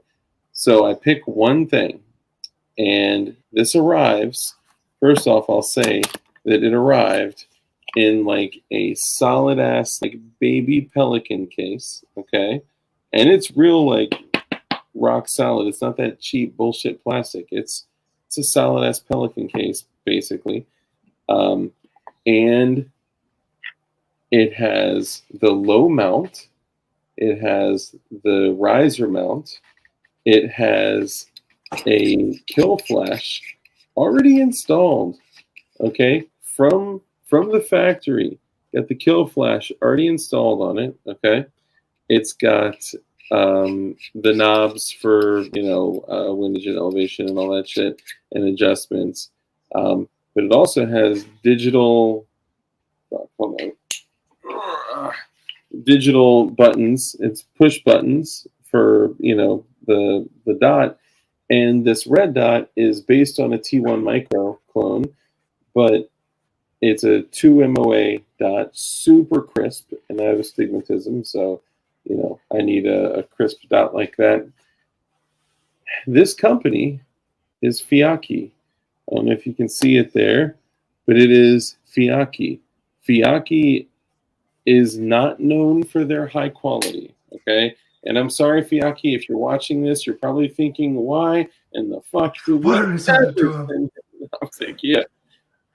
But here's everyone knows. I Everyone know. knows. I know. I mean, take a look at some of their lights and lasers and shit like that, man. Like it's total, just cheap and cheesy, airsoft grade shit. But this shit, I'm convinced that this, I think it was like 70, 74, 75 bucks, something like that. I don't want to hold up the whole thing.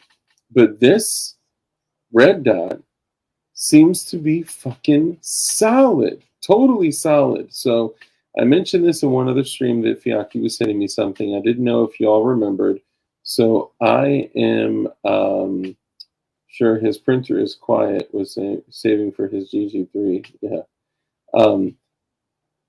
I'm going to test the dog shit out of this. I am going to beat the piss out of it. I'm going to run it in every possible way that I can. I'm going to abuse this to the highest level that I ever possibly could.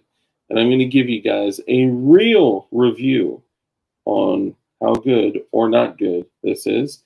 Because Fiocchi wants a review. Well, God damn it, I'm going to give him one. So keep an eye out. Wait till I can get a review going, and I'm gonna do a whole video collage, montage of, just different like range trips where I'm just beating the ever loving dog shit out of this thing. And I don't know if in the end, if it's even close to or maybe better than the primary arms optic, then I'll be a believer, because you can get a primary arms Aimpoint T1 micro clone with the same footprint for $69 to $89, depending on where you get it. So, Yeah, do the goon beam test on. That's exactly what I'm going to do. And the goon beam that I've beat the fucking piss out of over the last few months is still ridiculous. I mean, it's like it can turn the whole fucking room into daylight real quick. So you know, I'll do that kind of thing. But I'm probably gonna do it worse. It will be worse than that. So I'm gonna do that. I'm excited. Yeah, it's gonna be dope, man. And if you want an introduction to them, let me know. I can do that. Or if you want to wait to see how it does with my torture. See if it explodes. Yeah, right. Or If I if can it make just it holds explode. up. Because, so like you mentioned Penti, and Mhm. like, so their cheapest one is $20. And so, like, that's not a trust your life to it. But if you're doing like a meme build and Yeah, it's like, I know this is only going to be like a range toy. yeah, I mean, I don't think you need to put, you know, trust your life optics on everything. I think yeah, you need to have your rifle, you need to have your pistol that are solid, that are, you could take them into battle if you needed to. But yeah. if you have that, I mean, the gold gun you showed at one point in the stream, that's Mhm. actually a Penti on there, and it's not a great optic by any means. But I Really? was like, this gun's a toy. Like the Yeah, I design mean, is good enough to where it could be more than a toy, but for me, it's a toy. It's a gold, yeah, And so like having optics that are somewhere in that range, like there's definitely a benefit to that. And it'd be legit if it ended up being good.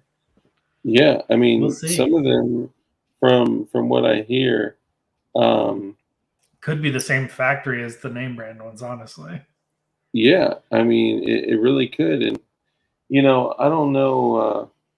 For prints, if you're putting a print together and it's like one, two, maybe $300, hell yeah, man. Throwing a $20, $40 optic on there, it's almost Yeah. like a must. Like you got to. You can't go too crazy with it. Now, if I can, because they have cheaper options of the same optic, right? So let's say this $75 one that I got is just tits and it just runs like a champ and it's awesome. Well, they have like a What if the cheaper $45 one is? option. Yeah, maybe, you know, get some of the other like, yeah, we'll figure it out. But if we can find something that is solid and cheap, and you can throw it on your prints and inexpensive projects or your 22s, man, hey, you're getting that type of great information by subscribing to my channel. So thank you Yeah. all. As long as you're logged in and you're over Yeah. the age of And 17. over it, you best be 18, boys. Yeah, And girl. man. I think I saw there was one girl in the chat. Yep, we have Someone Ting mentioned they Ting were in girl. I was here. like, all right. Yeah. From time to time, you may see another one pop in and out of here, but they leave pretty quickly. Very welcome. Glad to have you. Yeah, I love it, man. I love Yeah. females in the firearm world, and I also kind of want to get out of the habit of saying firearm community because it almost like makes people think that like We're separate.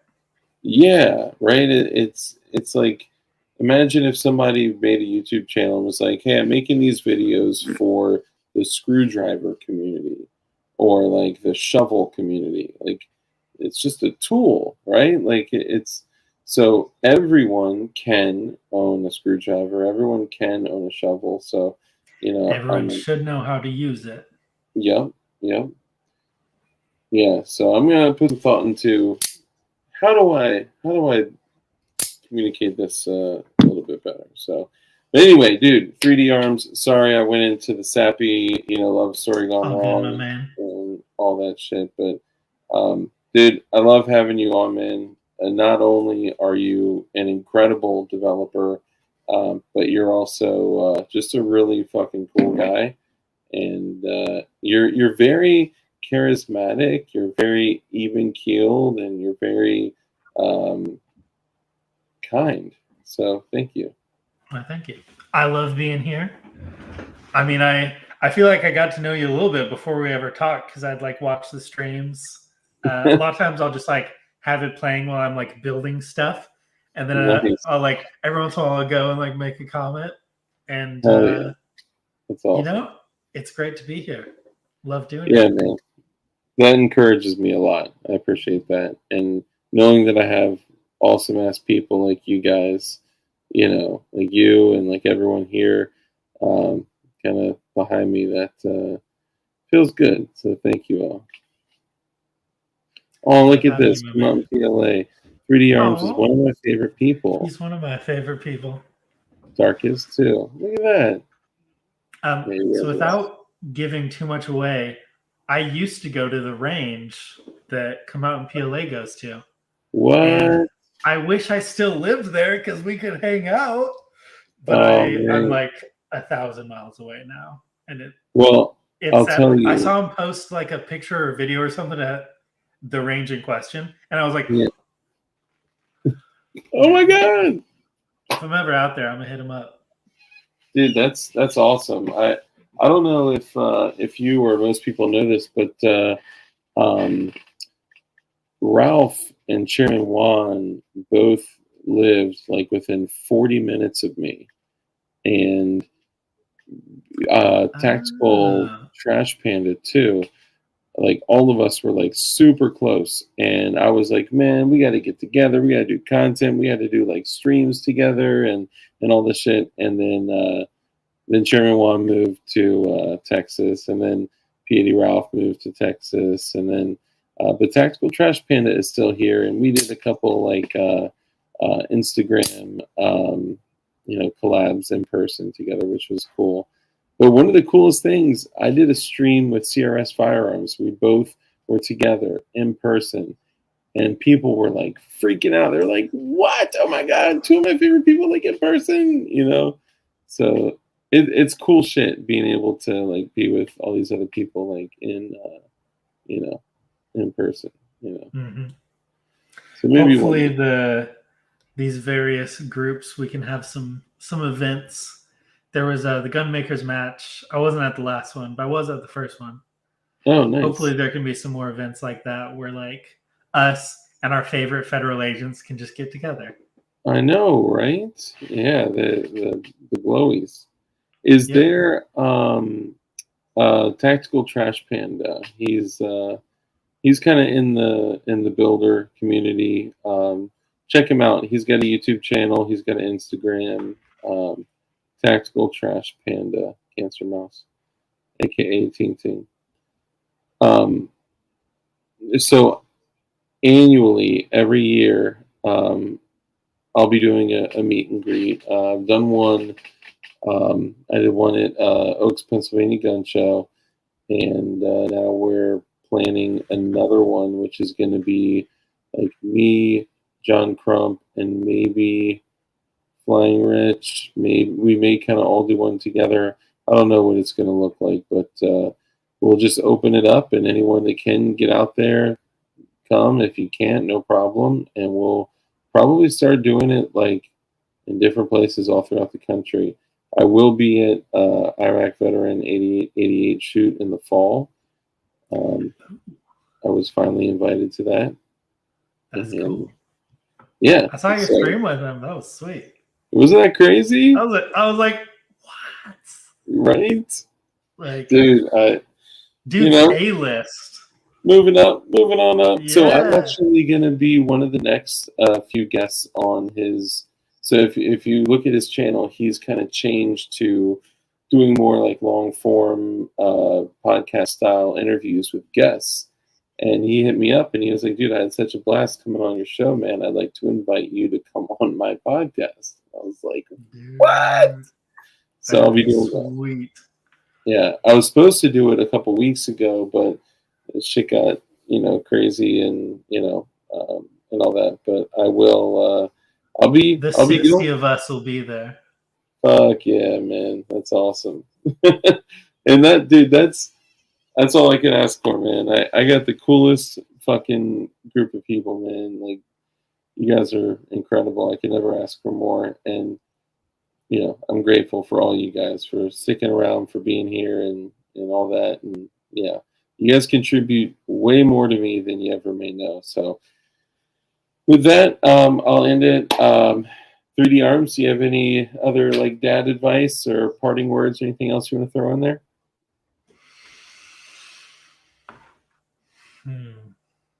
Shoot at noises. Yeah, shooting noises, definitely. Shoot first, ask questions later. Oh, yeah. Try and be, try and be friends with people who seem like they don't have as many friends.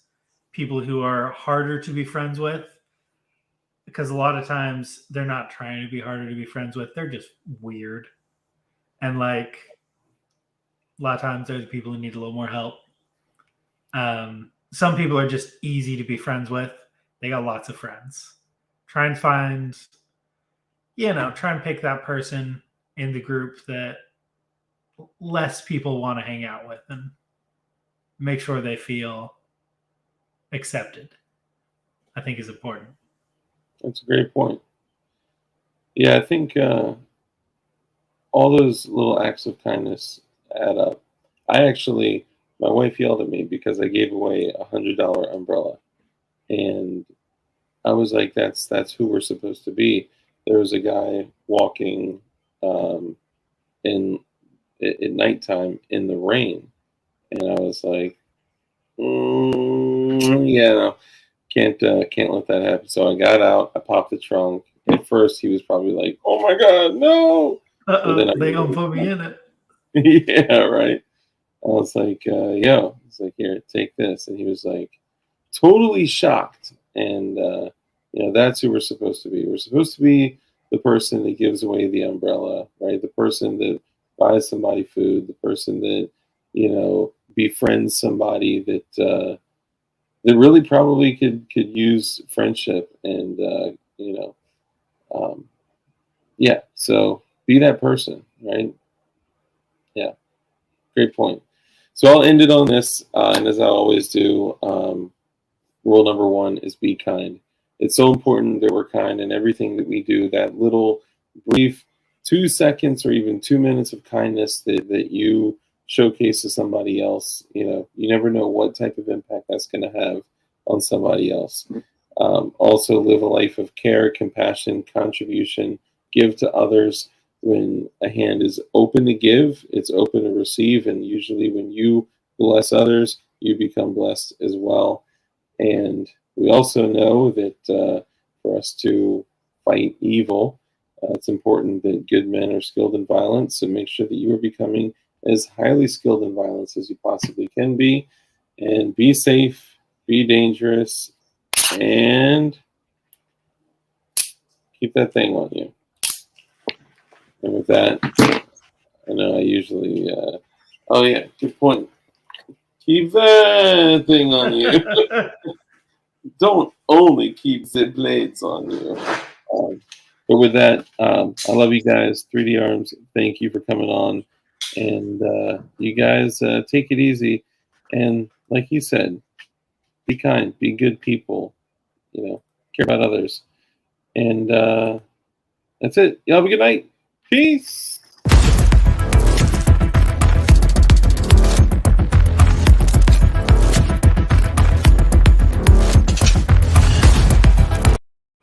Oh, and remember, if you stay ready, you won't have to get ready. So always stay ready. But also, before I forget, guys, don't forget to go show 1776 some love. Literally, a frame, a lower parts kit, which is damn near equivalent to OEM, an RMR cut slide with window cuts, with the slide parts kit, with a titanium nitride barrel that is flush cut and all beautiful, and a fucking magwell for $380. Like, that's bananas. So show them some love. Also, Tack Knives USA. Tack Knives USA is a friend of the Glowies. They're the ones that I'm getting all these dope ass OTF blades from. Show them some love. If you use code DARK, you save an additional 20% off. And also, they've got some new knives. They even introduced a new ballast song, and guess what? It's chameleon. It's fucking rainbow chameleon. It's so pretty. So check it out and make sure you use my code so you can get some monies off. And if you guys out there are still looking for the Halo clone, I've had a small group of people purchase them. Just real quick, then we'll end it. It's a Halo clone. It's based off the Microtech Halo clone, which is a $750 knife. This is a freaking massive OTF Tanto blade, and when you fire it, that thing comes out with freaking force. It's D2 tool steel. It's so sick. These knives that are typically $750, he's hand making them in Texas and actually putting them within our reach at $159. And I am selling them for $109, and they're shipped to you fulfilled by Tack Knives. So if you're looking for one of these, hit me up. There's still a handful left. So you also not only get the blade and the Kydex, you also get a tech lock too, which is it's a good deal. So hit me up. Sorry, I just wanted to make sure I hit that before we go. Cool. And with that, I love all y'all. And if you want a badass fucking blade that's actually really fucking high quality, then call it your boy. That's it. Now we out.